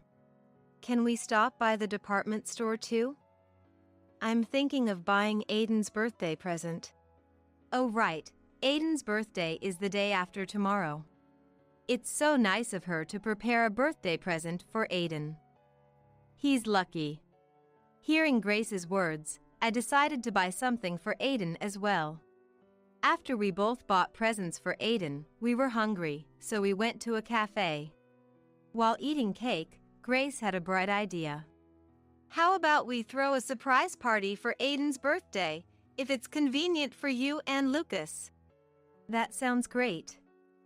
Let's do it at our house. I'm free during the day, so I can prepare the food and everything. Thank you. I'll get off work early and help with the preparations. Thinking back, even though I've sent Aiden birthday texts since he moved out, we haven't celebrated in person in over 10 years. Just the thought of a surprise party was exciting. Aiden really married someone wonderful. And thank you, Grace, for caring so much for Aiden. I watched Grace innocently enjoying her cake with a smile. By the way, Aiden has been busy with work lately and coming home late. Is that so? Will he be able to come home early the day after tomorrow? We were worried. I'll ask him subtly, so he doesn't suspect anything. Thanks. Let me know if you need anything, Grace. You're busy too. After that, we went shopping for party supplies like wine and food, and then parted ways. 2 days flew by, and today is Aiden's birthday. I sent Aiden a happy birthday message in the morning. According to Grace, he shouldn't be too late today, so I started preparing for the party right away. Lucas, we're having Aiden's birthday party today, so come home early, okay? You're really going all out, aren't you? Lucas laughed, looking at the garlands I was arranging on the table for decoration. Well, it's been over 10 years since we've had a party for Aiden's birthday. Are you making the cake, Emily? That's the plan. I can't wait. Aiden loves your cakes. With that, Lucas left for work. Aiden, who doesn't like whipped cream, always had my homemade cheesecake. He was always so happy when I decorated the cake with icing cookies of his favorite character, bringing back those memories. Today, I have to make sure we give him a big surprise. I'm getting really excited. I checked my phone from time to time while preparing, but there was no reply from Aiden. I wonder if he's that busy with work. Even though I was worried, I continued with the food preparations. Around 4 p.m., Grace arrived at our house. Sorry I'm late. Wow, it smells great. Do you think so? Isn't it a bit childish? On top of the baked cheesecake, I had decorated it with icing cookies of a character Aiden used to love. Grace looked at the cake and smiled. Aiden still has this character's figure on display. He'll absolutely love this. Really? Hasn't grown up at all, has he? With that, we laughed. Let's get everything ready at once. We split up the tasks, some of us cooking and others decorating the room. By 6 p.m., Lucas came home. In Lucas's hand was a paper bag tied with a ribbon. Lucas prepared a gift, too. I'd feel left out if I didn't. I hope Aiden gets back soon. I sent Aiden a message, but no reply yet. He must be rushing to finish up work. Everything was ready. All that was left was waiting for the guest of honor. The three of us watched TV and chatted while waiting for Aiden to return. But no matter how long we waited, Aiden didn't come back. It's already 8 p.m. I'll give him a call. Grace tried calling, but Aiden didn't answer the phone. However, Aiden called back shortly after. Talking to Aiden, Grace's face suddenly turned gloomy. After hanging up, Grace let out a big sigh and said, "I'm sorry. Aiden has to stay at the office tonight." What? It was such a surprise that he had to stay at the office on this particular day. "I'm sorry. After you all prepared so much." Grace looked down apologetically. Seeing Grace like this, Lucas cleared his throat and said, "It's his job, can't be helped.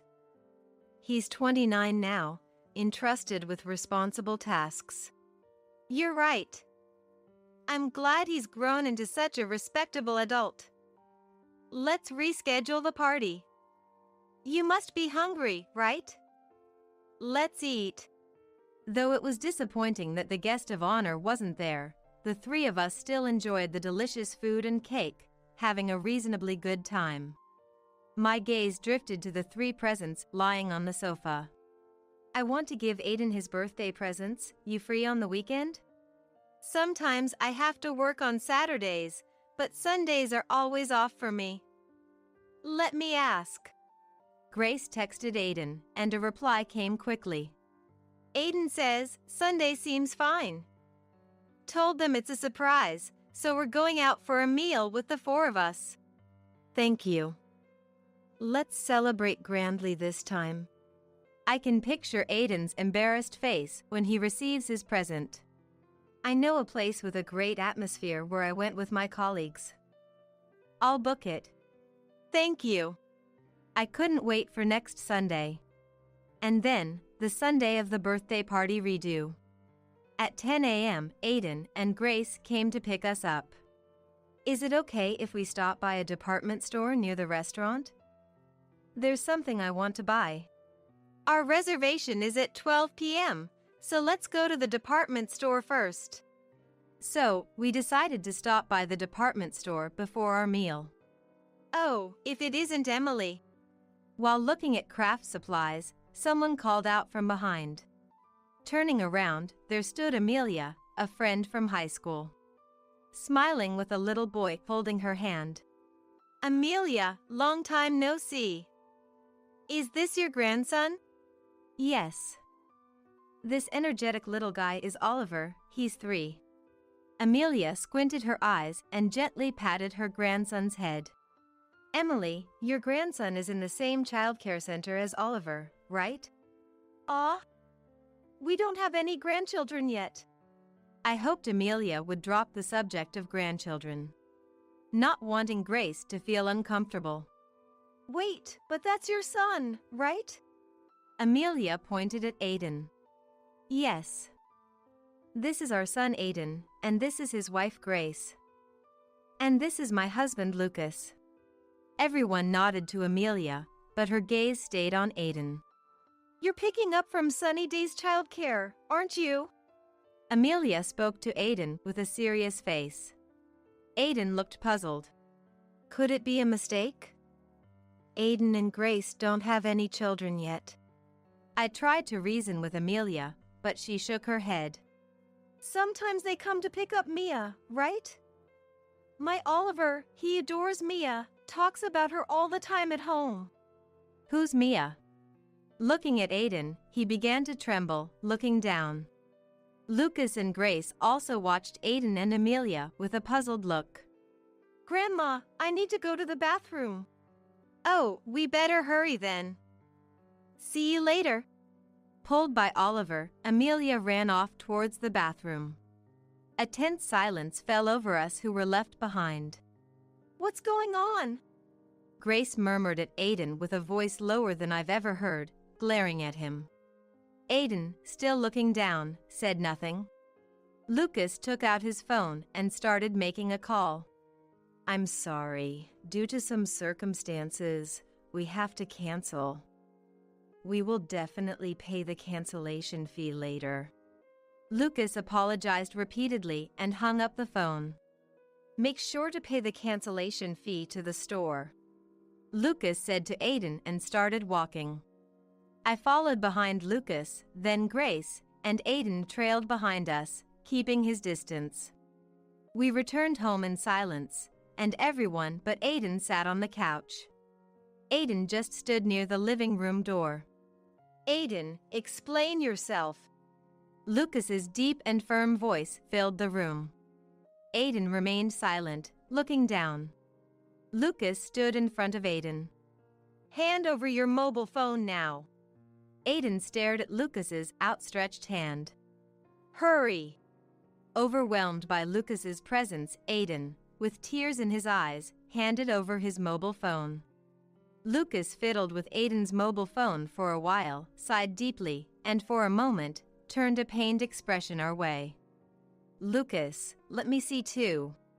With a resolved look, Grace approached Lucas and extended her hand. I'm sorry. With those words, Lucas handed Aiden's mobile phone to her. Grace kept fiddling with his mobile phone, expressionless. Then, still without showing any emotion, tears started to roll down Grace's cheeks. Seeing those tears made both Lucas and I feel terribly uncomfortable.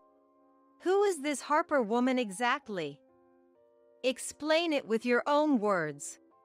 Finally, Aiden, who had been silent all along, began to speak. What Mom's friend said is true. And what about this Mia? She's my child with Harper. The moment Aiden's words were spoken, Grace burst into tears. I hugged Grace, rubbing her back while glaring at Aiden. How old is this Mia? How long have you been cheating? Lucas bombarded Aiden with one question after another, causing him to hang his head in shame. According to Aiden, Harper, the woman he cheated with, is a 25-year-old office worker and a college friend. He had been involved with Harper before meeting Grace, and the relationship continued even after he started dating Grace. It seems he thought about stopping the affair once he got married, but that's when Harper's pregnancy came to light. Harper had told him there was no need to marry, but then demanded hospital fees, and after the child was born, she started calling him over to take care of the child. From what was said, it seemed like Aiden was just being conveniently used by Harper, but creating a child with an affair partner in the first place is utterly inexcusable. I also felt responsible for raising Aiden to end up in such a situation. The money you've been giving Harper, it's coming from my savings, isn't it? Grace muttered. Is that true? Aiden, under Grace's stern gaze, nodded guiltily. Creating a child with an affair partner and then stealing Grace's money to give to her. This reality, far beyond imagination, almost made me collapse. So, the reason you've been coming home late recently is because you've been busy with that other family? Aiden didn't deny Grace's words. Recently, Harper has been coming home late, and I've been asked to pick up Mia. Since Harper started working full-time this year, I've been picking up Mia more often as a substitute. During your last birthday, you were with this family, weren't you? Sorry. Aiden apologized, but we couldn't possibly forgive him for that. Lucas furiously threw the birthday present into the trash can. From now on, stay away from us. Get out of here. Oh no. Both Lucas and I, along with Grace, quietly endured until Aiden left. After a while, Aiden said, "I'm really sorry," and left. As soon as the front door closed, I stood up and deeply apologized to Grace. Lucas came right next to me and apologized in the same way. "I'm really sorry for the foolish thing Aiden did. It's not your fault, Lucas and Emily. Rather, thank you for being with me.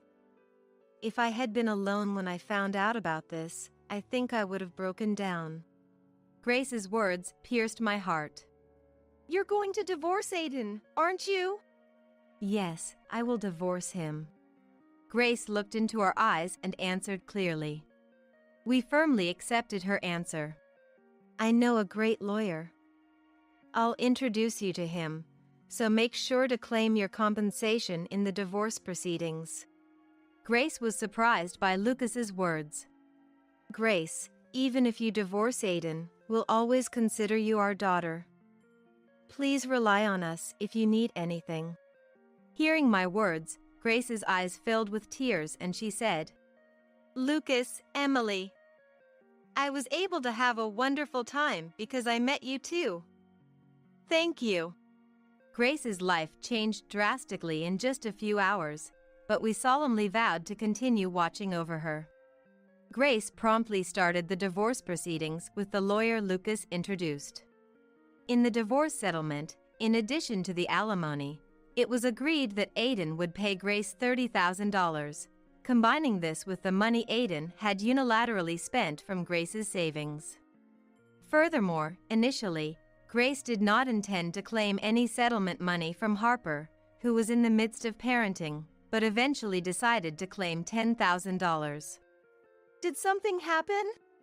Because the child is innocent, I thought it would be better for him to spend the money on the child rather than pay me.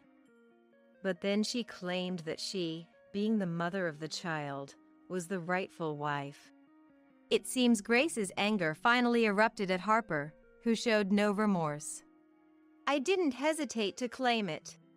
To think that Aiden had an affair with such a person.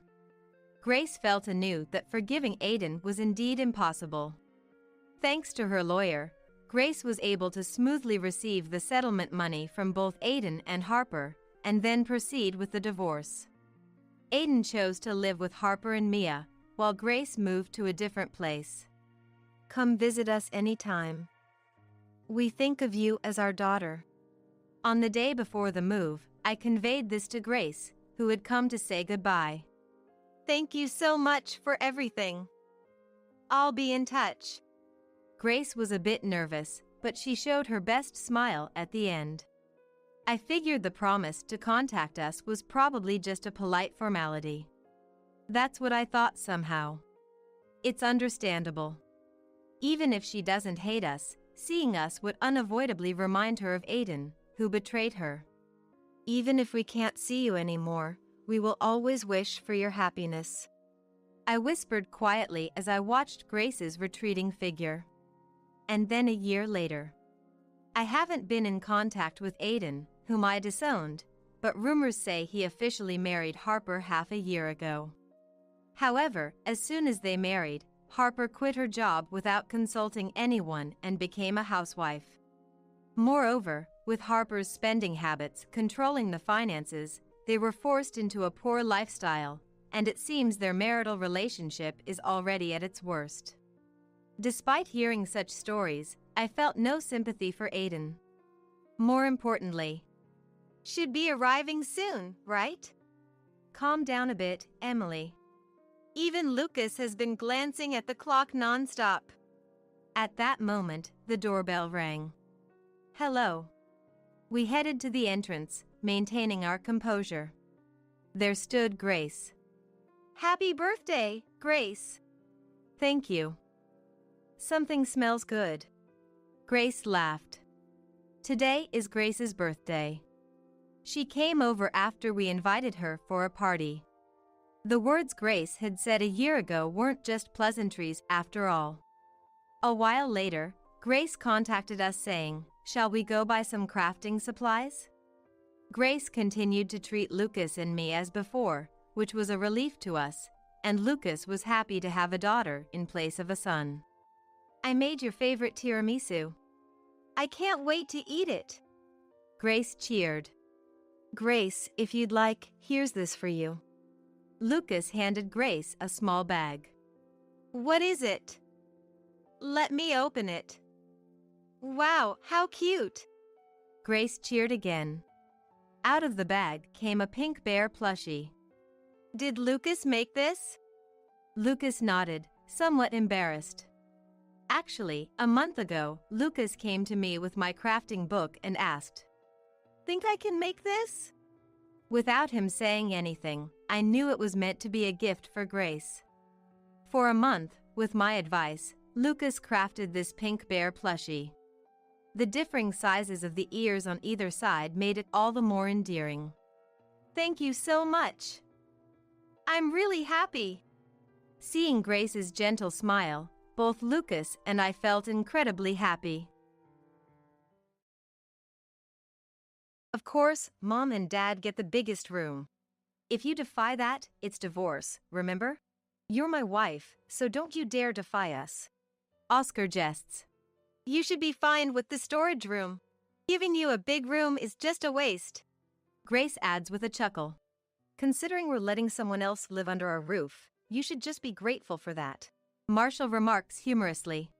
The words of my husband Oscar, mother-in-law Grace, and father-in-law Marshall leave me feeling dizzy. It's true that Oscar and his parents have stubbornly refused to accept me as family, subjecting me to cruel treatment. But this is too much.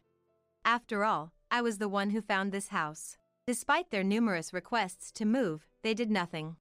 So, at the end of my patience, I took time out of my busy work schedule to visit a real estate agent and found us a good home.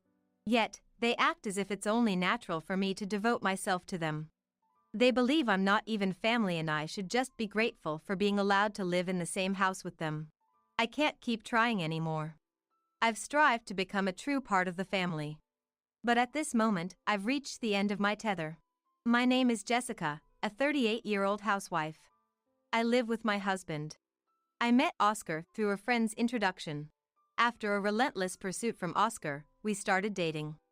And from there, everything progressed smoothly to marriage. After our wedding, we moved close to his parents' home.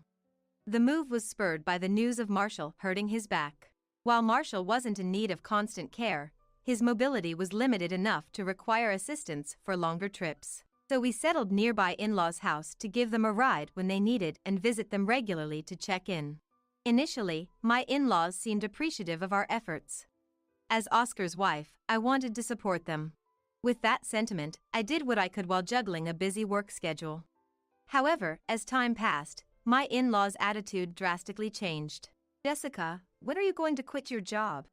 A married woman working, it's hurting Oscar's reputation. Why not just quit and become a housewife? They suggested. My in-laws had always seemed dissatisfied with my continued work post-marriage. Perhaps in their time, it was the norm for a married woman to quit her job. But such a mindset is painfully outdated.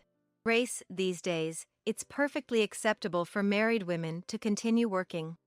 You know, retirement inevitably requires money, right? I want to keep working to ensure we don't face hardships in the future.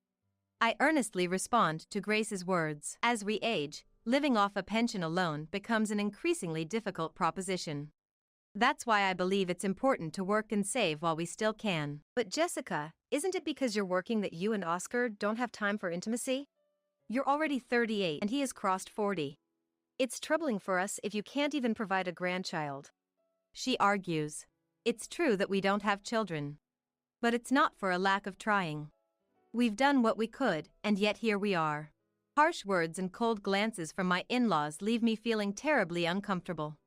Could it be that I'm the one at fault? Should I have quit my job and focused on starting a family? I feel restless, troubled by the thought that I might be doing something wrong. It was around this time that my in-laws' behavior noticeably deteriorated. They treated me as if I wasn't part of the family. And this attitude, like a contagious disease, spread to Oscar as well. Initially, the changes were minimal. Ignoring my attempts to communicate, or Oscar and his parents going on trips without me. I questioned such actions, but thinking it unwise to dwell on them too much, I let them be. That only led to worse behavior. Returning from work one day, I found Oscar drinking in the living room. Not wanting to disturb his evening ritual, I quietly entered and started tending to some household chores. Then he let out a heavy sigh. What's this about you leaving the house empty till this hour because of work? Mom, even when she was tired from chores, was always by my side at this time, never making me feel lonely. A wife that makes her husband feel lonely is failing her role. He lamented. He often compared me to Grace. Every time I made a mistake, he would point out how Grace would have done it, lecturing me on how inadequate I was as a wife. I'm sorry for making you feel lonely. I'll be more mindful from now on. I replied. Challenging Oscar in these moments only led to more intense anger and worse situations. Drawing from past experiences, I refrained from arguing and quickly apologized. Perhaps my action was interpreted as an admission of guilt, as he continued with even harsher words. Listen, the only reason you can still work is that Mom and Dad are kind. But I won't be as kind to you like them. Quit your job quickly and become a housewife. It's time to stop being so selfish. I've been told to quit my job time and again.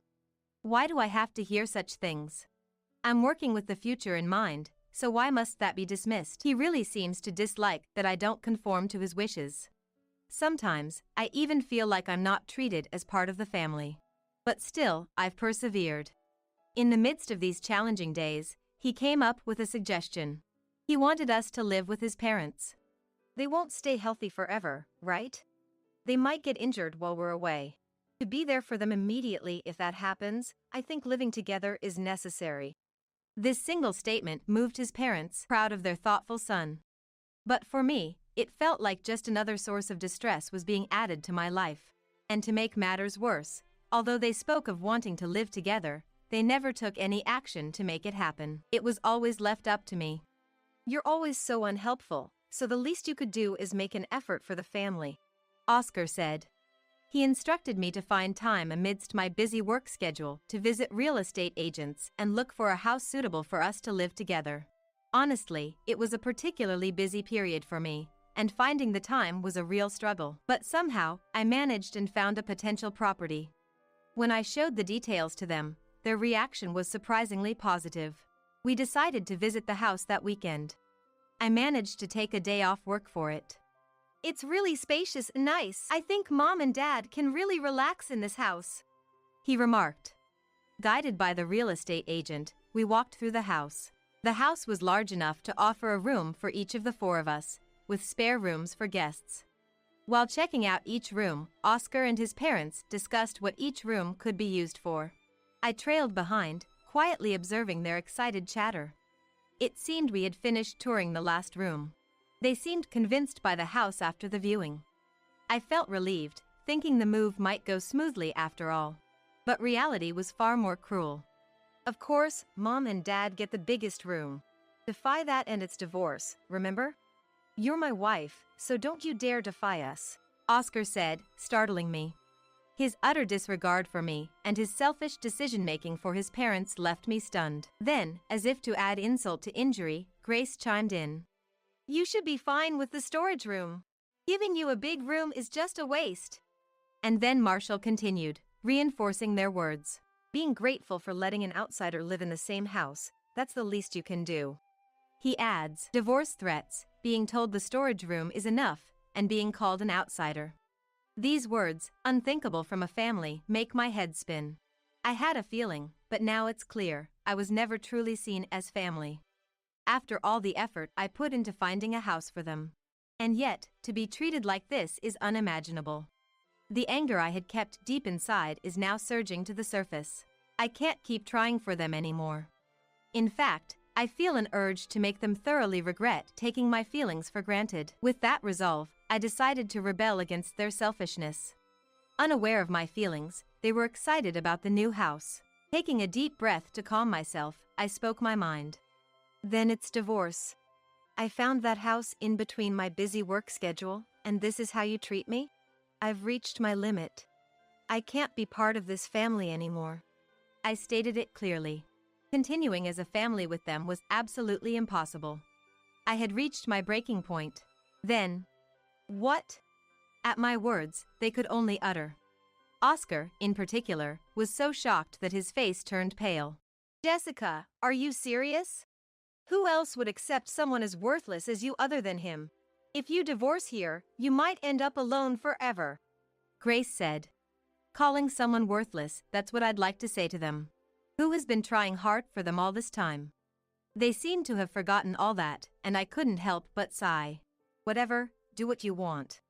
I never accepted you as family anyway. If you're going to leave, I'd prefer you do it quickly, Marshall stated.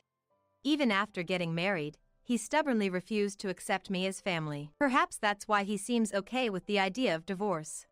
It's almost a relief that he's not trying to stop me unnecessarily. The in-laws didn't try to hold me back. Only Oscar seemed somewhat uneasy, but having brought up divorce first, he seemed unable to say anything and just shifted his gaze uncomfortably. Taking their lack of resistance as an opportunity, I started preparing to leave the house. For the time being, it looks like I'll be staying in a weekly rental apartment. The thought of finally being free from the troubles named Oscar and his parents made me feel a sense of liberation.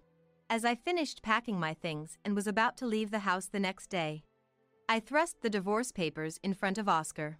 Of course, I'm fully intent on divorcing, so I had filled out everything in advance, leaving only the part for him to complete. Hearing the news, the in-laws also came to our house.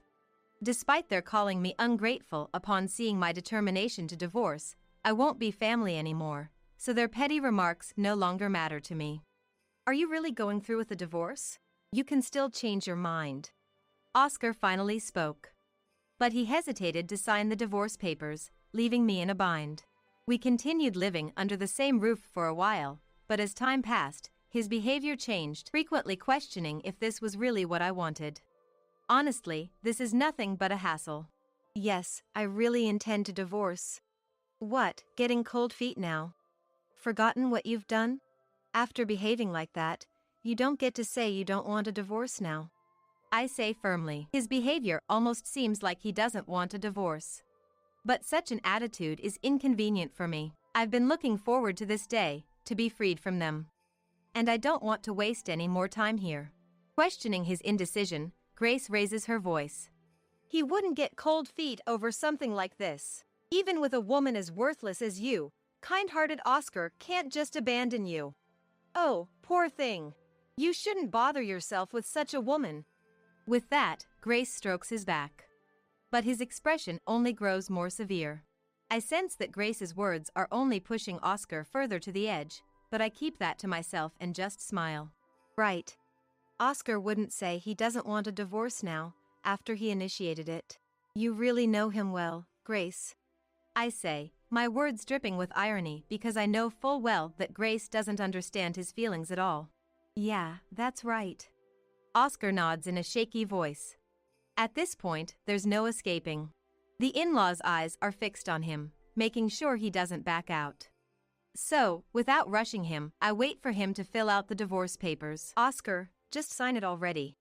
There's no need to spend another moment with such an ungrateful woman. Kick her out and start living with just the family. You need to hurry up with the new house too, or someone else might take it. Marshall urges. Even after deciding on our divorce, Oscar and his parents prepared for moving into the new house. Especially the in-laws, they were so eager to live in that house. They had even spoken to the real estate agent about buying it. The house's ownership will likely be in Oscar's name. The in-laws, already living on pensions, certainly can't afford to pay a mortgage. From now on, Oscar will have to support his parents all by himself. Marshall's right. Once Oscar signs, it's all over. You can get rid of a wife who wouldn't become a housewife and was too absorbed in her work. So hurry up and sign.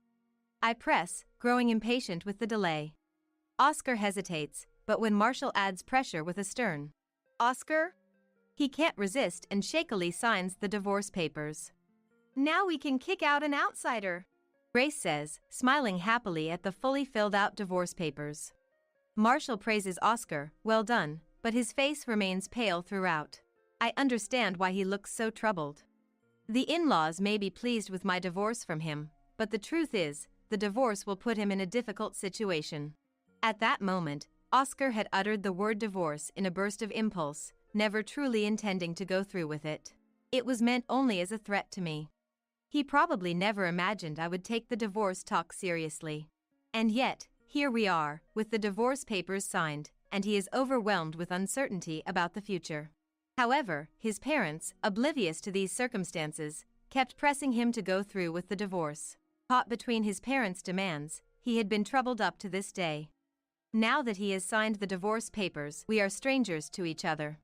The future life of them is of no concern to me. But seeing him, pale-faced and forcing a smile for his parents, looking utterly miserable, I felt a pang of pity. Maybe it's time to give his parents a dose of reality.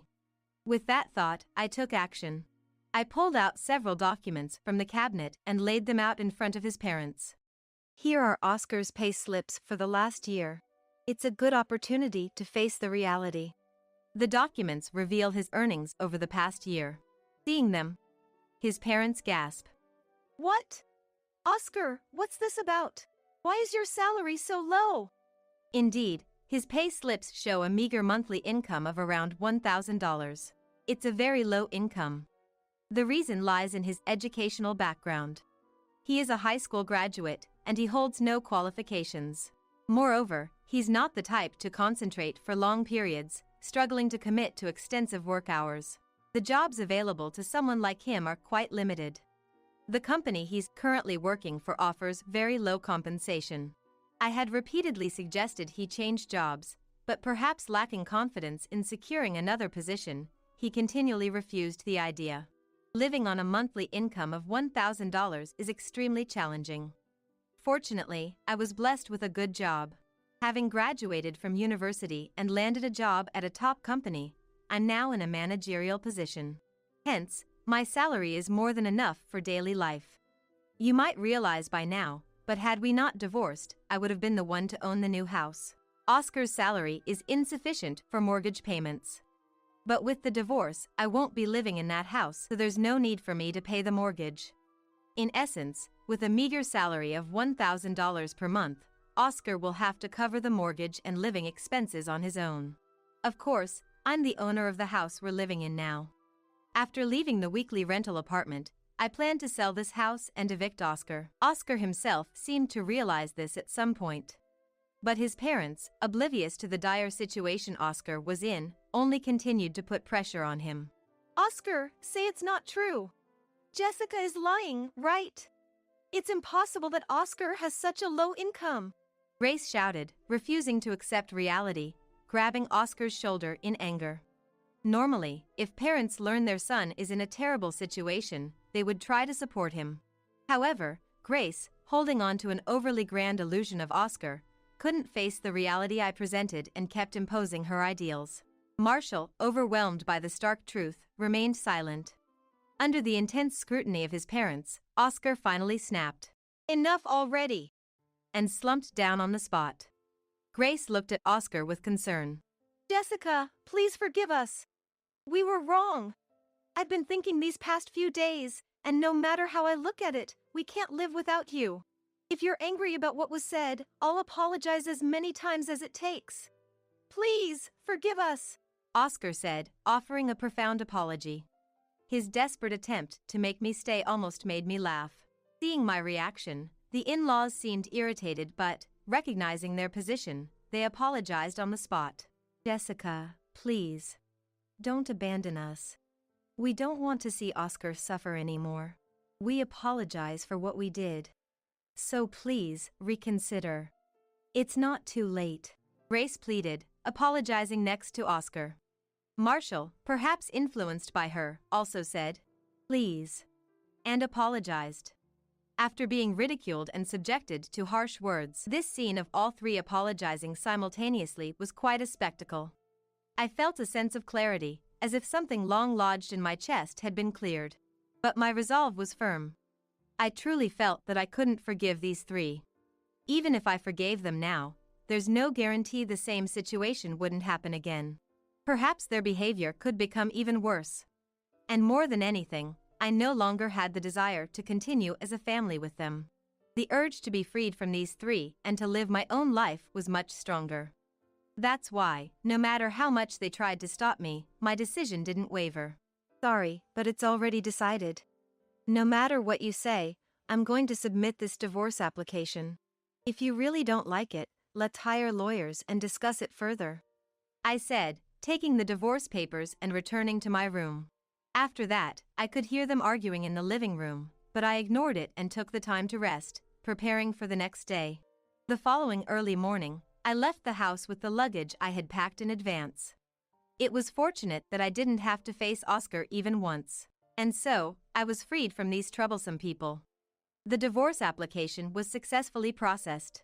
However, what became more contentious was the issue of alimony. I wasn't interested in receiving any alimony, for I was satisfied as long as I can get divorced. But Oscar, perhaps trying to squeeze every penny he could from me, demanded $100,000 in alimony, concocting some plausible reason like my alleged infidelity. Of course, there was no truth to such claims, so his demands didn't stand. I heard from a friend about what happened afterward. Following that incident, Oscar and his parents reportedly had a significant falling out. After I sold the house, Oscar was evicted and had to move in with his parents.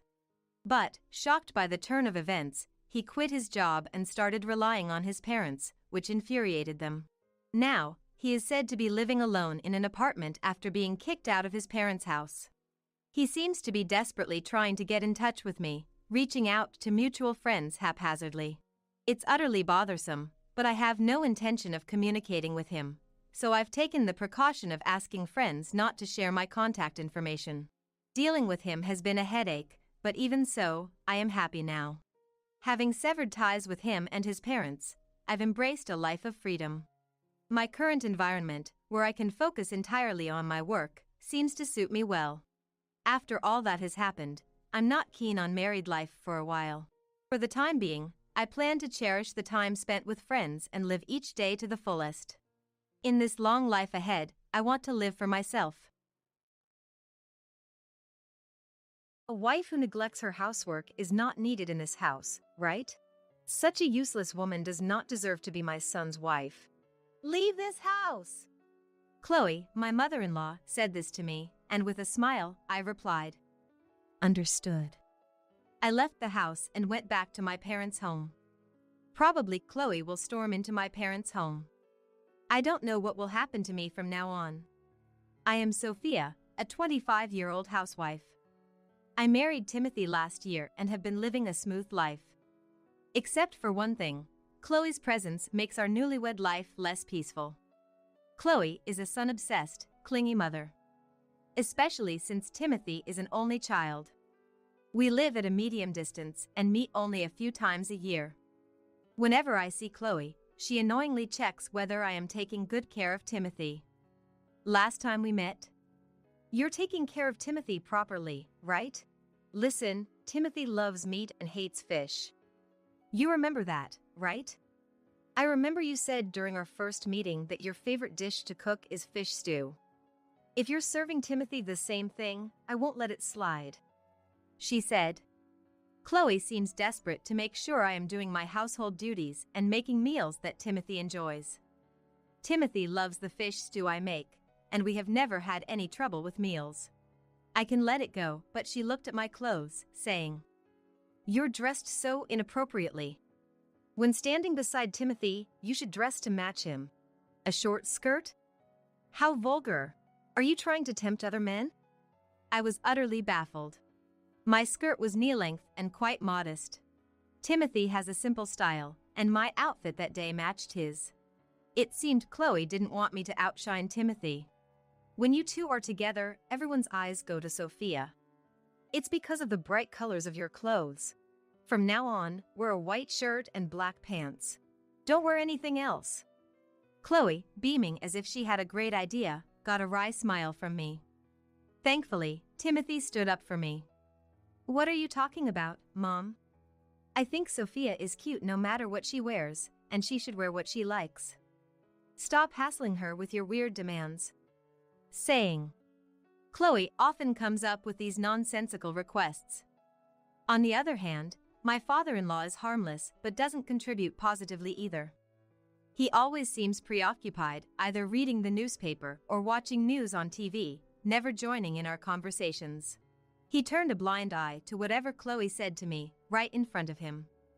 I've tried to talk to him several times since getting married. But because he shows no interest in chatting, the conversation dies down quickly.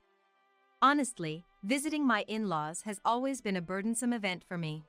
Then one day, I started feeling unwell and couldn't manage the household chores. I thought my headache and slight fever would pass, but Timothy was worried and decided we should visit a doctor the next day.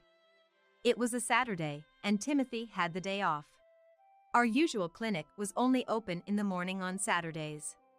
The doctor asked if I could be pregnant, and I remembered my period was late.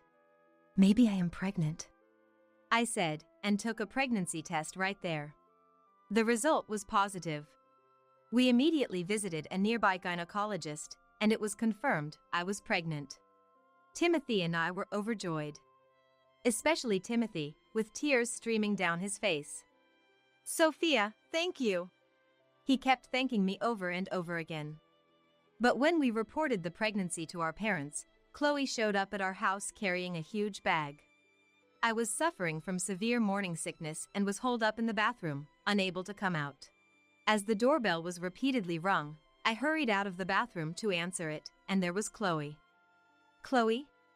You were trying to pretend you weren't home, weren't you?" "No, I was just in the bathroom." "I don't care, just let me in." I staggered to the door and opened it. Chloe was holding a large Boston bag, and I had a bad feeling. "We're going to live together until the baby grows up." I was stunned by Chloe's sudden words. I couldn't just leave her at the entrance, so I let her into the house. "I'll make some coffee," I said, and headed to the kitchen, and called Timothy while waiting for the water to boil. It was a weekday afternoon, and Timothy was at work as usual. I was worried if he would answer, but he did after a few rings. "Sophia? Is something wrong?" "Hey, Chloe came over. She's carrying a big bag. Do you know anything?" "Eh? I haven't heard anything. But she said she would come by soon. I never thought she'd come when I'm not home." "I see. I'll ask Chloe for the details." "Sorry." If mom says something weird, you can kick her out. Oh, sorry, I have to hang up. Timothy seemed busy and hung up. As if I can just kick her out because she says something weird. He really doesn't get it. I sighed a little. Timothy is generally kind and cherishes me, but he doesn't think through the consequences of prioritizing my wishes. I can imagine the uproar Chloe would make if I tried to kick her out. For now, I just prepared the coffee and served it to Chloe. Chloe, what brings you here today? Timothy is at work. He'll be home around 6 p.m. This doesn't look good. What? Confused by Chloe's sudden remark, I watched as she took a sip of the coffee I had prepared. Ah, young people are hopeless. They can't even make a decent cup of coffee. Poor Timothy, having to drink this. I'll teach you how to make coffee right now. Come here. I'm sorry, my morning sickness is quite bad. Could we do this some other time when I'm feeling better? It's just morning sickness. It's fine, you'll feel better if you eat something. Come on, hurry up. Then, for an hour, Chloe's coffee-making lesson began. As I started feeling nauseous, Chloe opened the cupboard on her own, took out a plate, and placed a piece of bread. Eat this. You'll feel better if you eat. The smell of the bread made me feel even sicker, and I ran to the bathroom. With a headache and nausea, my mind was a blur. For the 3 hours until Timothy came home, I was holed up in the bathroom. Chloe kept knocking on the door in front of the bathroom, but I didn't have the energy to respond. Around 6 p.m., Timothy came home. First, Timothy was surprised to see Chloe making a fuss in front of the bathroom. I had fallen asleep in the bathroom, and when I woke up, Chloe and Timothy were arguing outside. Why did you suddenly come? Sophia is suffering from morning sickness, don't be a nuisance. I came to supervise whether this girl is properly doing her housework as a housewife. I bet she's just using her morning sickness as an excuse to be lazy. I was shocked that she can't even make coffee properly. The coffee Sophia makes is delicious. And what's this supervision about? Sophia isn't someone who would use morning sickness as an excuse to slack off on housework. If she couldn't do it, maybe her morning sickness is really bad? Sophia, you were holed up in the bathroom for 3 hours. Timothy is so naive, he's easily deceived. I really need to be here to guide Sophia. I got married to make those around me happy. Even if Sophia were slacking off, I wouldn't mind. As long as she's doing what she wants and staying by my side, I don't want anything more. No need for guidance. Please go home. I smiled at Timothy's words. The symptoms of my morning sickness had subsided, so I opened the bathroom door. Welcome home, Timothy. Chloe, sorry for leaving you alone. You! How can you lock yourself in the bathroom when you have a guest? What kind of nerve do you have? Well, I couldn't show Chloe my messy state, so I locked myself in the bathroom. I'm truly sorry about that. Anyway, I've made dinner, so make sure you eat all of it. With that, Chloe said, and Timothy pointed to the entrance. No, Mom, please go home. No way. I've already told Dad that I'm staying here. I don't trust young people. See, she didn't even prepare dinner because she was holed up in the bathroom with morning sickness. I'm definitely not going back. Chloe stubbornly refused to move. Forcing her out would not satisfy Chloe, so I decided to allow her to stay. Then, maybe you can stay for a while. But I knew Timothy was worried about me, but kicking her out now would only create more trouble later. I smiled at Timothy to reassure him. It's okay. After that, Chloe tried to force me to eat chicken. Lately, I've been mainly eating vegetables and fruits. With severe morning sickness, even the sight of fried food, let alone bread, made me feel sick. Chloe complained about this too, but Timothy was completely on my side, which was a great help. The next day, worried about leaving me alone with Chloe. Call me if anything happens. It's okay to lock yourself in the bathroom, Timothy said to me before going to work. As expected, Chloe complained about everything I did. If I cleaned, she complained I was too slow. If I did laundry, she said I should care more for Timothy's clothes than mine. Each time, all right. I just responded. When morning sickness hit and I rushed to the bathroom, Chloe would knock on the door. When I came out, "Keep bathroom visits under 5 minutes," she said. Chloe did nothing but complain, while I struggled with housework in the midst of severe morning sickness. I knew this would happen when I allowed Chloe to stay, but honestly, I wanted her to go back to the in-laws' house soon. I did as much as Chloe said as I could without overexerting myself. Timothy, except for one day when he was late due to a company drinking party, came home early without overtime, and there didn't seem to be any major problems. After about 5 days of living like this, Chloe finally said something to me. That day, my morning sickness was particularly bad, and in the middle of cleaning, I left the vacuum cleaner and rushed to the bathroom, unable to come out for many minutes. Then Chloe stood in front of the bathroom and began to yell. "Hey you! Weren't you in the middle of cleaning? Are you expecting me to do it? Enough is enough! Claiming to have severe morning sickness, are you just slacking off? Thinking you can just hide in the bathroom?" I didn't have the energy to respond to Chloe, but she kept complaining endlessly. The symptoms of my morning sickness had subsided, but I didn't feel like facing the continually fussing Chloe, so I just sat on the toilet seat waiting for Chloe to calm down. As I was sighing, wondering whether to call Timothy. A wife who neglects her housework is not needed in this house, right? Such a useless woman does not deserve to be my son's wife. Leave this house, Chloe suddenly said. I immediately came out of the bathroom and understood. I replied with a broad smile and went straight to my room. Chloe followed me, looking puzzled, but I locked the door to my room, making sure she couldn't enter. Then, I packed a travel bag with some clothes and valuables that I had stored in my closet. Knowing Chloe would try to stop me if I left now, I waited until she left the front of my room.